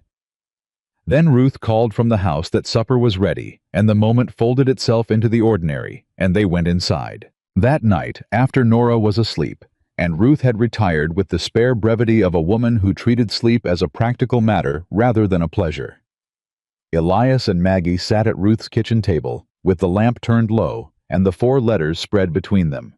He read each one carefully. She watched him read them, and he was aware of her watching, and neither of them commented on it. When he'd finished, he lined them up in order of date and looked at the sequence of what they revealed. It was a careful, patient fraud, built over 5 years, shell purchases, false deeds, pressure applied to landowners through debt, and legal maneuvering, all of it pointing toward a single goal that became clearer with each letter. The railroad survey. The North River approach. Carl and Helen Whitmore's land, sitting square in the middle of what would become, when the survey went public, the most valuable corridor in the territory. "He's been building this for years," Elias said. "Gerald builds everything slowly," Maggie said. "He's patient. It's his best quality and his worst one." She paused. "He was patient with me too at the beginning. That's how I didn't see what he was for a long time. By the time I understood, I was already inside it." "He underestimated you," Elias said. She looked at him. "A man like that always does," he said. "With everyone. It's what makes him dangerous, and it's what makes him beatable. He doesn't account for people being more than what he decides they are." Maggie looked at the letters on the table, then at him. "He didn't account for me taking these." "No," Elias said. "He didn't. And he didn't account for me finding someone who would help me get them to Carl." The sentence sat between them with more weight than its words. He didn't answer it directly, but he held her eyes for a moment that stretched past the point of accident, past the point of ordinary, into something that both of them had been edging toward since a storm and a barn door, and the particular honesty of a woman who didn't let fear drive. Then he gathered the letters, carefully folded them, and handed them back to her.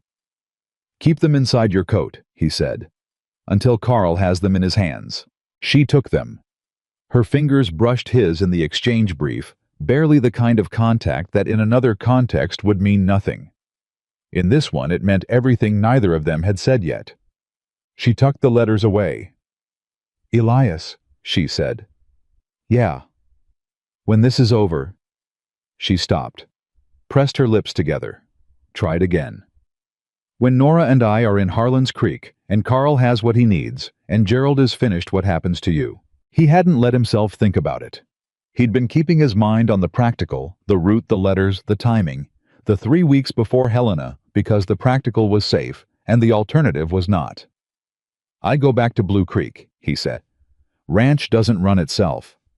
She nodded, like that was what she'd expected him to say, like she was tucking that answer away somewhere alongside the letters carrying it. "All right," she said quietly. He looked at the lamp. "Maggie," he said. "Yes." He turned to look at her. She was already looking at him. She always was. He'd come to realize, not in a manner of surveillance, but in the manner of someone who found it difficult to look anywhere else and had stopped pretending otherwise. "What I said by the fire," he said, "about not wanting you to leave." "I remember," she said. "I meant it then, and I mean it now," he said. "I just—" He stopped. This was the part of things he'd never been good at. Words for the interior of himself. Words for the things that happened behind his ribs, rather than in front of them. "I've been alone a long time. Long enough that I'd convinced myself it was by choice. You showed me in about 3 days that it wasn't choice. It was just fear with a better story." Maggie said nothing. She was watching him the way she watched things that mattered. "I don't know what I'm asking," he said. "I'm not asking anything. I just wanted you to know that you changed something. In me. Something I didn't think could be changed." He paused. "That matters to me. You matter to me. Both of you." The lamp flame moved. Outside, the Montana backcountry was completely dark and completely silent. Maggie reached across the table and put her hand over his. Not tentative. Not asking.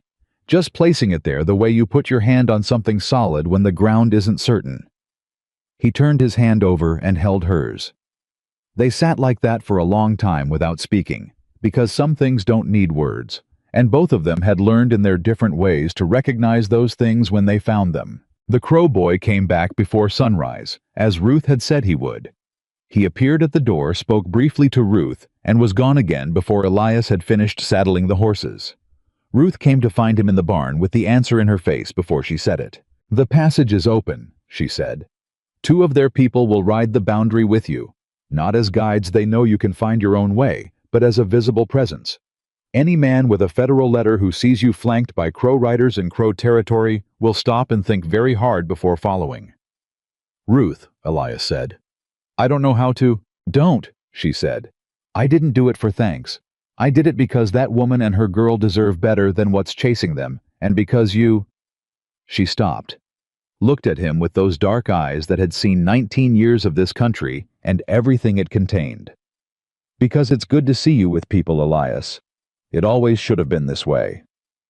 He didn't have anything to say to that either. He finished saddling the horses. They rode out in the early gray, and true to Ruth's word, 2 riders appeared from the timber at the edge of the first rise, quiet, steady, positioned exactly where they would be visible to anyone watching from the trail behind. Nora looked at them with enormous eyes and did not speak, which was how Elias knew she was truly impressed. The passage through the territory took most of the day. It was hard country, not impossible, but demanding the kind of riding that required constant attention and left no space for anything except the immediate. Elias rode at the front, reading the ground, choosing the best line, and he fell into the focused silence of it with the ease of long practice. But he was aware in a way he had not been aware of anything in 11 years of the two people riding behind him. They came out on the eastern side of the Crow territory in the late afternoon, at a point where the trail met a proper road for the first time in 3 days. Their two escorts stopped at the boundary without ceremony and turned back without looking at them again. Elias raised one hand in acknowledgement. They were already gone. Nora watched the empty place where they'd been. "I want to learn what they know," she said. "Then you'd better pay attention for the rest of your life," Elias said, "because that kind of knowledge takes all of it." She seemed to find this an acceptable answer and turned her horse forward.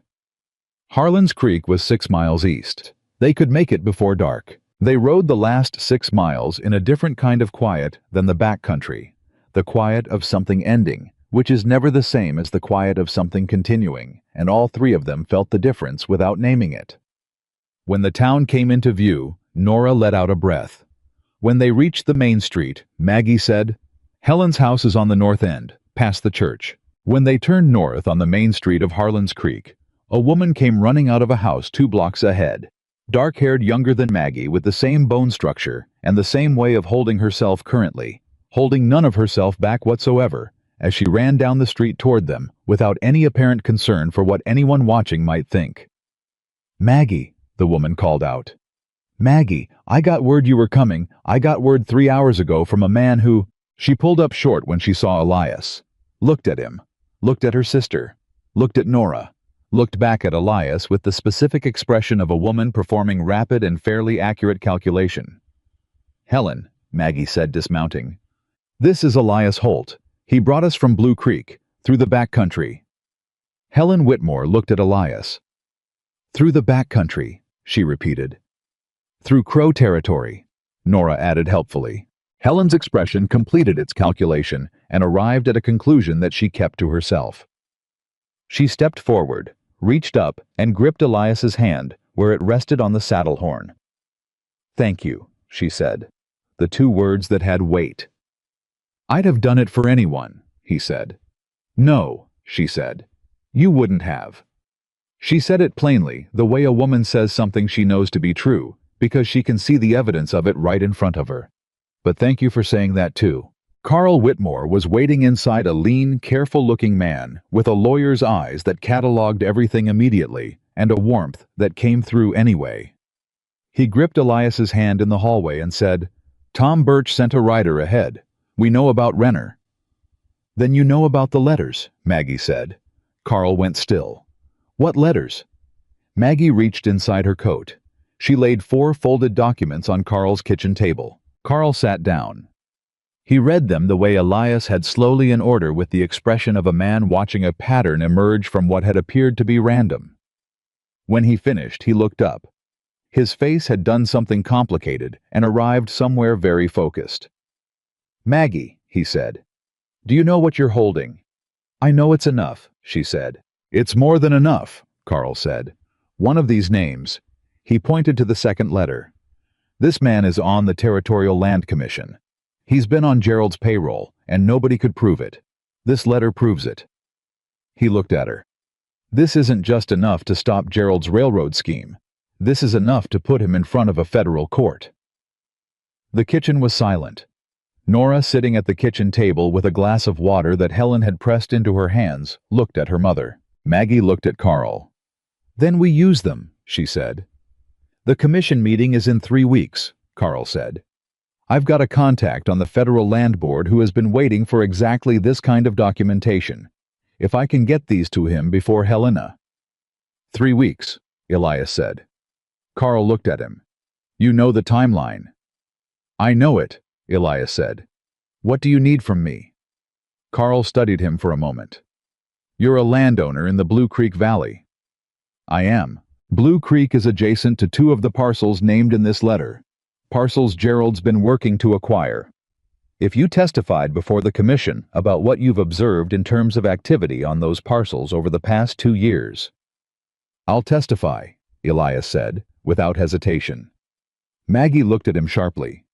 "You don't have to," she started. "I'll testify," he said again, the same way he said things when they were not negotiable. If what Cole's been doing has touched Blue Creek Valley, then it touches me. And I'm not in the habit of letting things that touch me go unanswered. Carl nodded slowly. Then we have a case, he said. Helen, who had been quiet through all of it, put her hand on the kitchen table between all of them. Tonight, she said firmly, everyone eats and sleeps, in a bed with a roof and with no one chasing anyone. She looked at Elias with the expression of a woman who had made a decision. You're staying here. I don't want to hear an argument. Elias opened his mouth. I said I don't want to hear it, Helen said. Nora looked at Elias. She sounds like she means it, the girl said. She does, Maggie confirmed. Elias closed his mouth. He stayed. That evening after supper, after Nora had been put to bed in a real room, in a real bed for the first time in 5 days, and had fallen asleep in approximately 40 seconds after Carl had taken the letters to his study, and could be heard moving through papers with the focused energy of a man who had been waiting for exactly this. Elias stood on Helen and Carl's front porch and looked at Harlan's Creek settling into its evening. It was a small town. Hard like he remembered it. But it had the feeling of a place that was becoming something, buildings going up on the east end. A new water trough at the main street crossing the kind of incremental growth that meant people were choosing to stay. Maggie came out and stood beside him. They stood in the same easy proximity they'd been standing in for 5 days, close enough to talk without raising their voices far enough apart that nothing was assumed. You're going to go back to Blue Creek, she said. Not a question this time. She was just saying it out loud, shaping it with words the way people do when they need to make something real. After Helena, he said. After the commission meeting. That's 3 weeks, she said. Yes. She was quiet for a moment. The ranch can run 3 weeks without you. The Birch boy can check the cattle, he said. I've got enough laid up. She turned to look at him. So you could stay. I could stay, he said. The sentence had more in it than its words, and they both knew it. Elias, she said. I need to say something, and I need to say it plainly, because I have spent 9 years in a situation where nothing was plain, and I have made a decision that I will not do that again. He turned to face her fully. I am not a woman who moves fast, she said. I am not a woman who makes decisions without thinking them through. I have a daughter to consider and a life to rebuild, and I am under no illusions about how hard any of that is going to be. She paused. But I also spent the last 5 days watching a man I did not know become someone I... She stopped. Become someone I don't want to stop knowing. And I think you feel that too. And I think you're going to go back to Blue Creek, and you're going to talk yourself into believing that what's right for me is to let me do this without you, because that's what a man who thinks he's not built for people does. She looked at him steadily. And I'm telling you right now that I don't need that decision made for me. I can make my own decisions. I've been doing it rather successfully under the circumstances. He looked at her. She looked back. He said, You are the most direct person I have ever met. I know, no, she said. Is that a problem? No, he said. It's the opposite of a problem. She waited. I took 1 step toward her, just one, measured and deliberate, and he said, Then I'll say it plainly too. I don't want to go back to Blue Creek and not know you. I don't want to go back to that house and that table and that porch and sit in it, the way I've been sitting in it for 11 years now, that I know what it's supposed to feel like when it's not empty. He stopped. I don't know what that means yet. In practical terms. I don't know how you build something from here, but I know I want to try if you'll let me. Maggie looked at him for a long moment. Then she reached out and took his hand. Not the way she had across Ruth's table, though that had mattered. This was different. This was a decision. I'll let you, she said. He held her hand and looked at Harlan's Creek in the evening, and he felt the thing in his chest that had been building since a barn door and a storm finally arrive at the shape it had been moving toward all along. Not an ending. A beginning so quiet and certain it felt like something the mountains themselves had decided. The 3 weeks in Harlan's Creek did not pass gently. Elias had not expected them to. He'd learned somewhere in the years of working a ranch alone that the time before a hard thing is never the peaceful thing people imagine it will be. The waiting is its own kind of work, the kind that happens mostly in the chest and keeps a person up at 2 in the morning, sitting at a kitchen table that isn't their own, turning a cold coffee cup in their hands. Carl worked from before sunrise to well past dark every day, and Elias watched the shape of it from across the house, the correspondence going out, the careful packaging of the letters alongside Carl's own documentation, the measured and precise construction of an argument that had to be airtight before it reached Helena, because it would only get one chance. Carl was good at it. Elias had not known many lawyers, but he recognized the quality of a man who understood that the difference between winning and losing was almost always preparation, and Carl Whitmore prepared like a man who knew exactly what was at stake. On the fourth day, Renner came to Harlan's Creek. He came alone, which meant he was being careful. He rode down the main street on a Tuesday morning, and he tied his horse in front of the hotel and went inside and asked for a room, and Carl heard about it before the hour was out through the particular network of information that moves through a small town, like weather, fast, unavoidable, and respecting no particular boundaries. Carl came and found Elias in the yard, where he'd been splitting wood, because there was always wood to be split, and his hands needed something to do, and told him quietly, and Elias set down the axe. "He's inside the law," Elias said. "The federal letter still stands." "It stands until it doesn't," Carl said. "Once I file with the Land Commission, the letter becomes subject to review. A federal claim made by a man under federal investigation for land fraud starts looking very different." He paused. "But that's 3 weeks from now. Until then."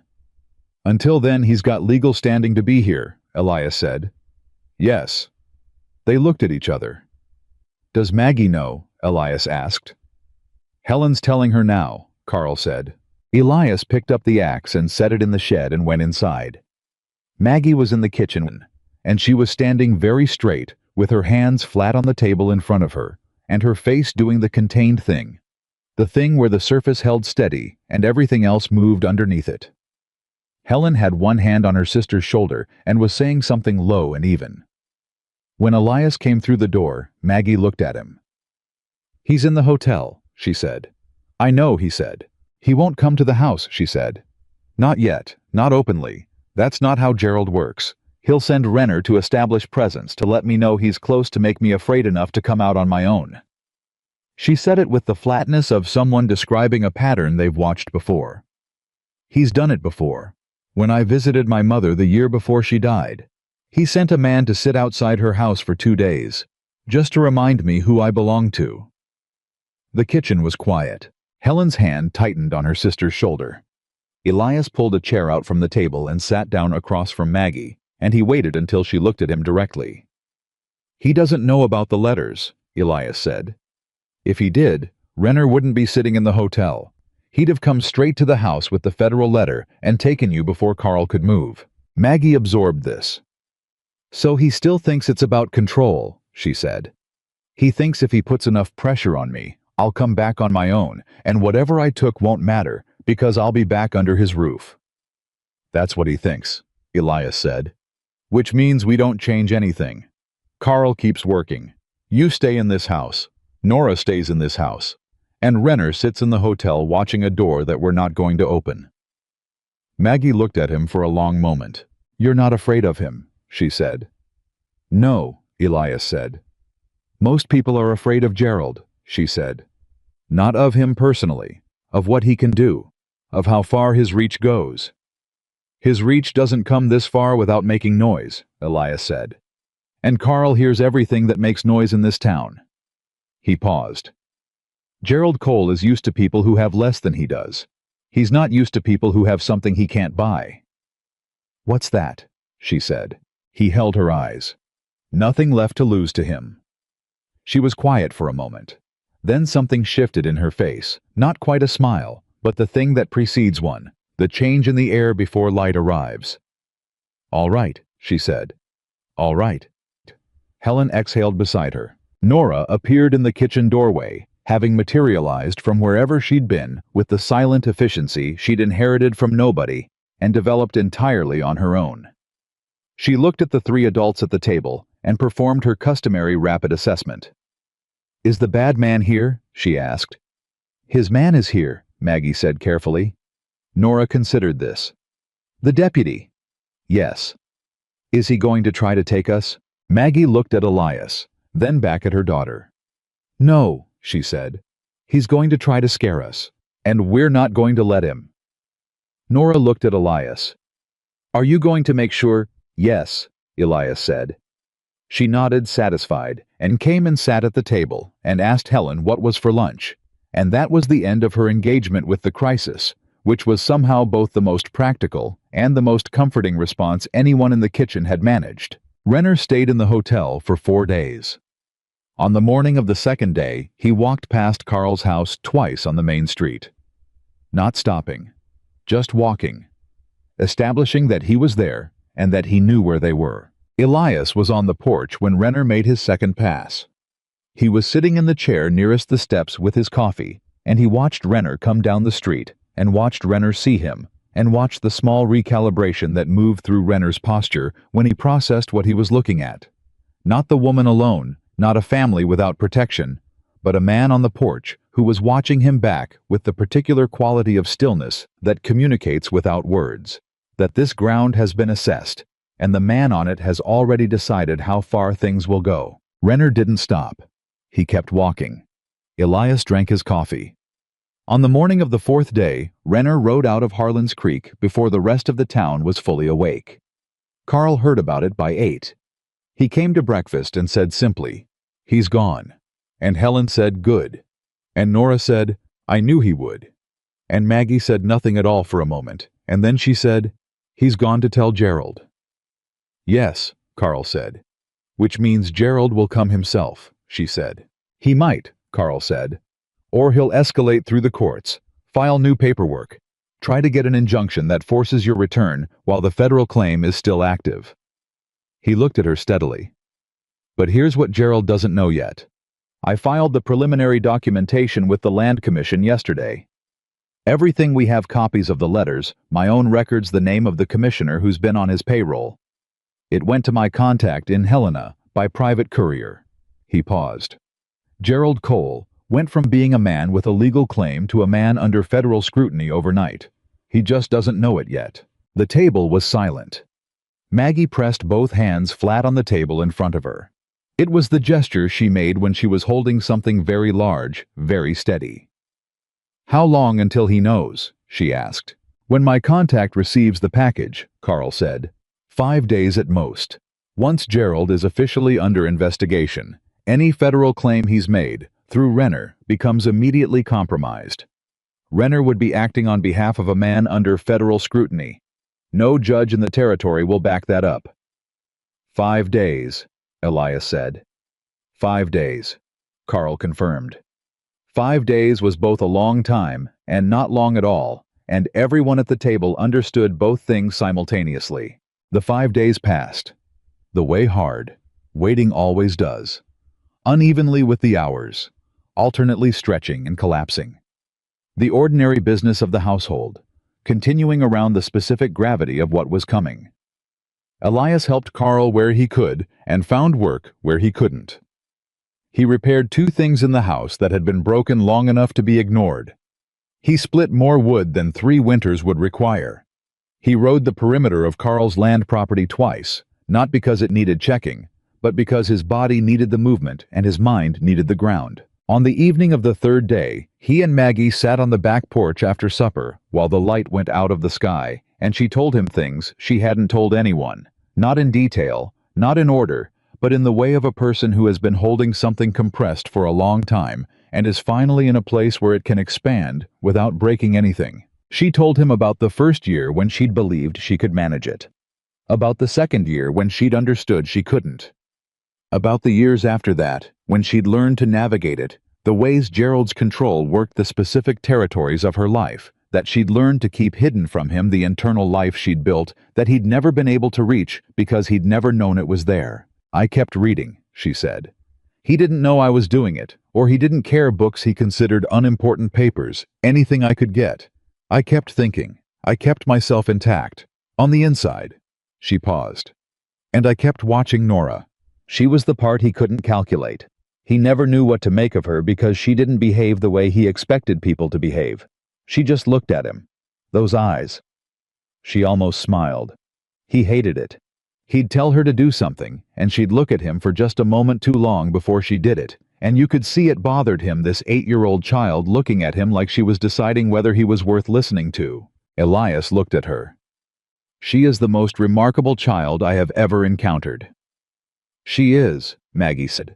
"She gets it from her grandmother. My mother was like that.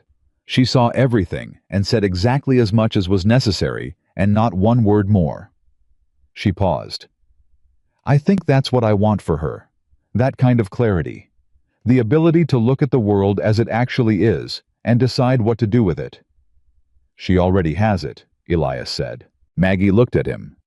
"Do you know what she told me last night?" "What?" she said. Maggie stopped. There was something in her face that was complicated and warm at once. She said, "Mama, I think Elias is the kind of person who stays. Not because he has to, because he decides to, and I think that's the best kind."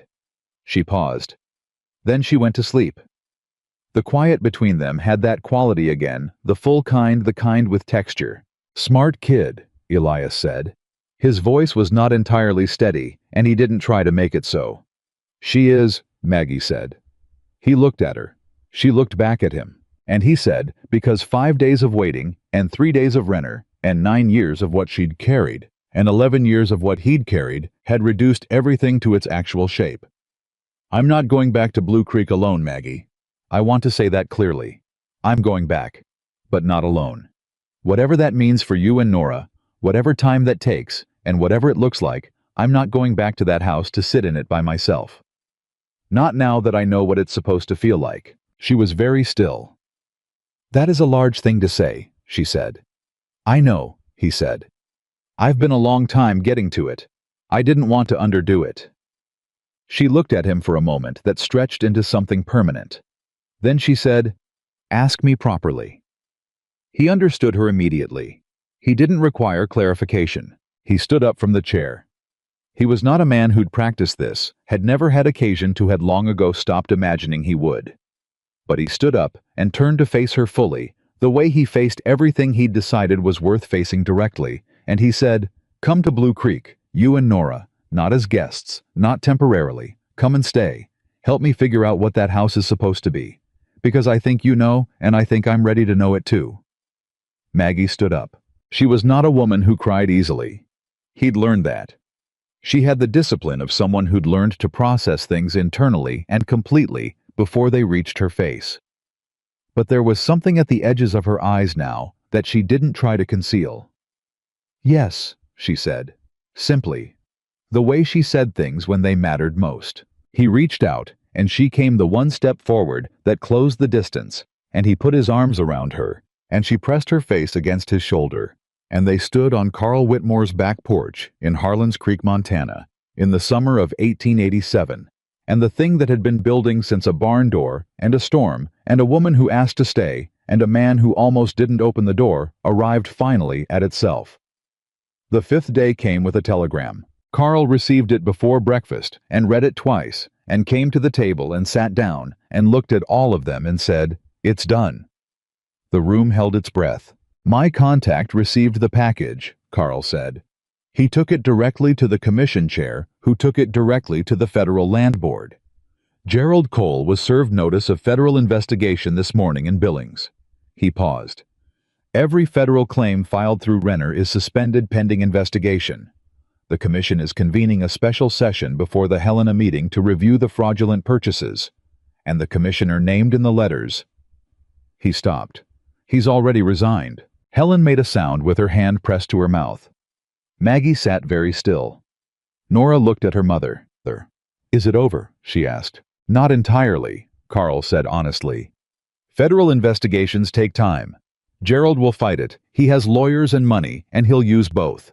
But the railroad survey information has already been referred to the Federal Land Board, which means Gerald's scheme is public record now. The land he tried to acquire through false means, including the parcels adjacent to Blue Creek." He looked at Elias. "Those purchases are all under review. He won't be able to touch them." Elias nodded. "And us," Maggie said. "The federal claim, Renner's letter." "Suspended as of this morning," Carl said. A man under federal investigation for land fraud does not have standing to compel the return of a wife through federal channels. Any judge in the territory who looks at this situation now will see exactly what it is. He paused. You're free, Maggie. Legally, formally, completely. The word landed in the room, the way certain words do. Taking up more space than their single syllable suggested filling every corner. Free. Maggie pressed her hands flat on the table. She looked at them for a moment, those hands which had carried 4 folded letters across 6 days and 500 miles of fear, and then she looked up at Carl and said, "Thank you." "You did this," Carl said. "You took the letters. You made the decision. I just used what you gave me." "We all did," Helen said firmly, and looked at Elias, and her meaning was perfectly clear. Nora, sitting beside her mother, reached over and took Maggie's hand. Maggie gripped it and did not try to control what her face did next. The weeks that followed had the quality of something settling, not dramatically, not in a single moment, but the way water finds its level after a disturbance, moving steadily into the shape that was always waiting for it. The Helena Commission meeting confirmed everything Carl had filed. 2 of Gerald Cole's shell companies were dissolved by territorial order. 3 fraudulent land purchases were voided. The commissioner who'd resigned became the key witness in the federal case, and his testimony added dimensions to Gerald's fraud that even Carl hadn't fully anticipated. Gerald Cole, the well-respected businessman of Billings, the man who sat on 3 civic committees and donated to the church building fund, and smiled at people? He was destroying, found himself on the wrong side of a federal proceeding with no one left to buy his way out of it. He did not come to Harlan's Creek. He did not send Renner. He had a great many other problems to manage, and none of them left room for chasing a wife and daughter through the back country of Montana. Elias stayed through the commission proceedings. He testified calmly, precisely, in the way he did everything that mattered about the activity he'd observed on the Blue Creek parcels adjacent to Gerald's fraudulent purchases, about the unusual traffic on roads near his land over the past 2 years, about the specific pattern of approach that, in retrospect, told the story of a man who'd been preparing the ground for something he intended nobody to notice. The commission chair thanked him. The Federal Land Board agent took his statement separately. Carl said afterward that Elias's testimony had been the cleanest and most useful of the day, because he'd given them exactly what he'd observed, and nothing he hadn't, and that kind of precision was rarer than most people understood. Elias received this information and went back to splitting wood. On the evening before he and Maggie and Nora were set to leave for Blue Creek, Helen made a supper that was large enough for twice as many people as were at the table, and kept refilling everyone's glass and talking with the particular energy of a woman who is managing her feelings by moving through them at high speed. Carl watched her with the expression of a man who recognized this pattern and loved her for it. Nora ate everything put in front of her and then asked for more. After supper, Helen pulled Elias aside in the hallway, which was not a subtle maneuver, but was an effective one. She looked at him directly the way she did most things, the family resemblance to her sister, most pronounced in moments of directness. "I need to say something to you," she said. "All right," he said. "My sister has spent 9 years being very careful about who she trusts," Helen said. She trusted Gerald because he was patient, and he was convincing, and she was 22, and didn't yet know what she was looking at. And then she spent 9 years learning the cost of that trust, and she came out the other side intact. She came out better than intact. She came out clear, but she is not a woman who will let herself be wrong about a person twice. She paused. Which means she has looked at you very hard, the same way she looks at everything, and she has decided. And when my sister decides, she doesn't go back on it. She held his eyes. Don't make her wrong. It was not a threat. It was something more serious than a threat. It was a statement of what was at stake, said plainly by a woman who loved the person she was asking him to be careful with. "I won't," he said. Helen looked at him for a moment. Then she nodded once the way people nod when they've heard the truth and recognized it. "Good," she said. "Now come finish your pie. Carl made it himself, and he's very proud of it, and it's not actually very good, but we're all going to eat it anyway." He finished the pie. It was not very good. He ate every bite. They left Harlan's Creek the next morning, the 3 of them with 4 days of provisions and the good horses, and Nora in the middle on the trail gelding, which she had by now convinced herself was fundamentally her horse, regardless of what the legal facts might be. Helen stood on the porch and watched them go. Carl stood beside her. Helen was not crying. She was standing with her shoulders back and her chin up and her hand raised, and she kept it raised until they had turned the corner onto the main road and she could no longer see them. Elias saw none of this. He was at the front of the line, reading the road ahead, the way he always was. Maggie saw it. She turned once and looked at her sister standing on that porch, with her hand raised, and something crossed her face that was both grief and gratitude.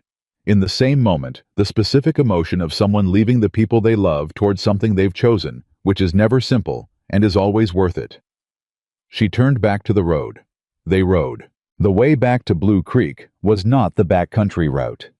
With Renner gone and Gerald's legal standing dissolved, they could take the main roads, which were faster and smoother, and gave Nora the opportunity to observe and comment on every town and homestead and interesting-looking rock formation they passed, which she did with sustained dedication for 4 days.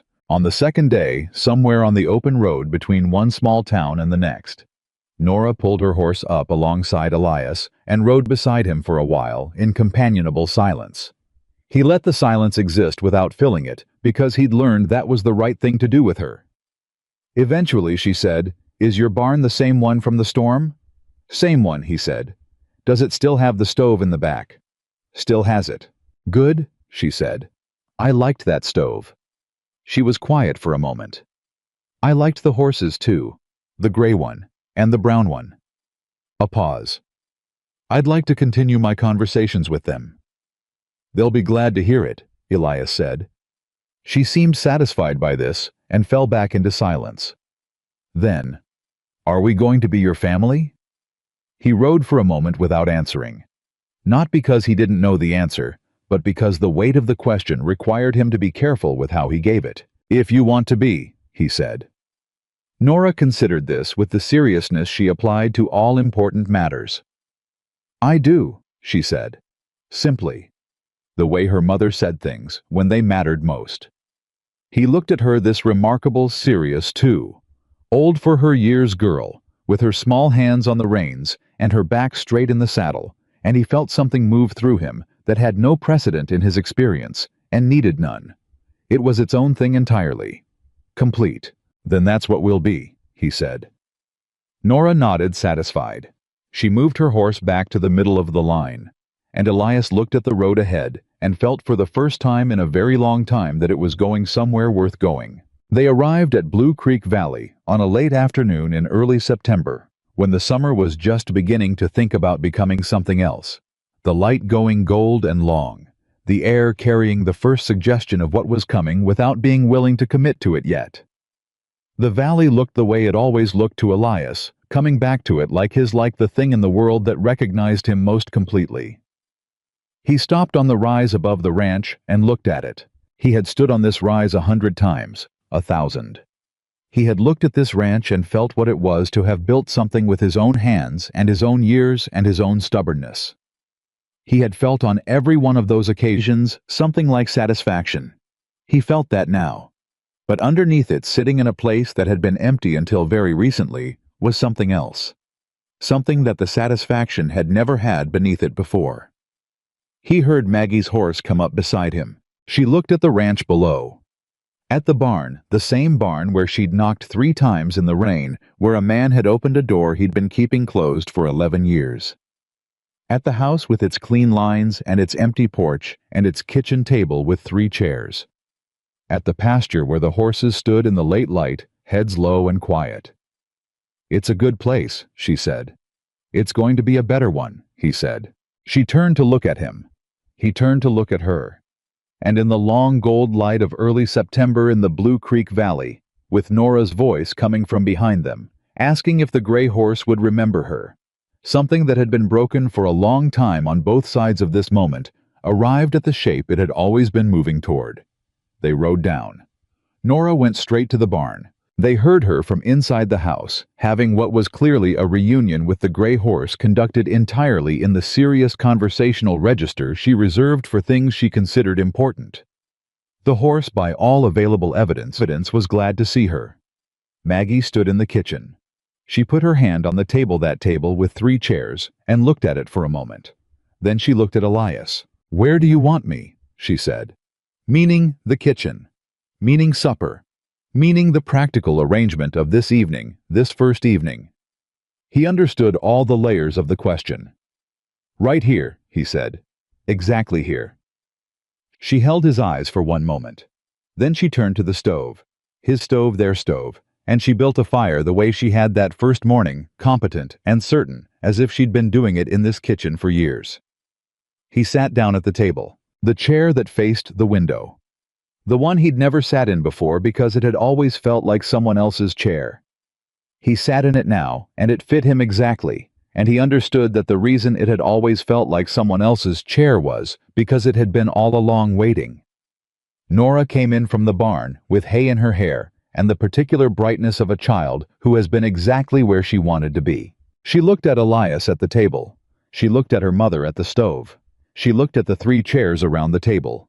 She pulled out the middle chair and sat down. "The gray horse remembered me," she announced. "I told her we were staying. She seemed pleased."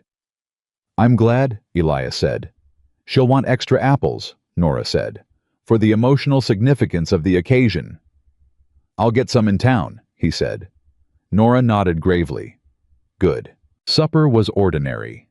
It was the most ordinary thing Elias had experienced in 11 years, the movement of people in a kitchen, the sound of dishes, the particular noise of conversation that has nowhere important to be, and so goes everywhere, comfortably touching everything lightly. Nora talked about what she'd observed on the road. Maggie talked about what she wanted to plant, if they could still get seeds in before the season turned. Elias talked about which pastures would need work before winter, and what the horses needed, and where the best firewood was already cut. They talked like people who had been doing this for years. They talked like people who intended to do it for many more. After supper, after Nora had been put to bed in the room that became hers, without ceremony or declaration, she had simply put her bag in it, and that had been that. Elias and Maggie sat on the porch. The same porch. The stars the same as they'd been that first night before the shape of everything had changed. But the porch was different now, not in any physical way. Different in the way that places become different when the people in them have decided to stay. "I want to write to Helen tomorrow," Maggie said. "We'll ride to Callaway for paper," he said. "And I need to tell Tom Birch we're back." "He'll be pleased." "He'll be insufferable," Elias said. "He'll say he knew from the minute he rode into my yard and saw you in the garden." "Did he?" Maggie said. "Probably," Elias said. "Tom has always been smarter about me than I am." She smiled. She leaned her head against his shoulder, simply without ceremony, the way a person does when they've decided this is where they are, and he put his arm around her, and they sat. The valley was dark and enormous and completely quiet. Everything that had been lost, and everything that had been afraid, and everything that had built walls and spent years behind them, sat right there on that porch, and was finally exactly where it was supposed to be. A man who had lived 40 deciding he wasn't built for love had been wrong. Not in a complicated way. Not in a way that required analysis or apology or careful management. Just wrong the simple way. And it turned out that being wrong about that, being spectacularly, completely fundamentally wrong about the most important thing, was the best thing that had ever happened to him. The storm had come, and a woman had knocked 3 times, and he had opened the door. And every single thing that mattered had walked in from the rain. He held her on the porch under the Montana stars, and he did not think about the 11 years of empty rooms behind him, because behind was not the direction he was looking anymore. He looked at the valley. He looked at the stars. He breathed. And in the house behind them, in the room that was hers. Now, Nora slept deeply peacefully, the way she always slept, when she had decided the place she was in was safe and outside in the barn that had once sheltered strangers in a storm. The gray horse stood in her stall in the dark entirely content, asking nothing from the night, except what it had already given her. The Blue Creek Valley held all of them.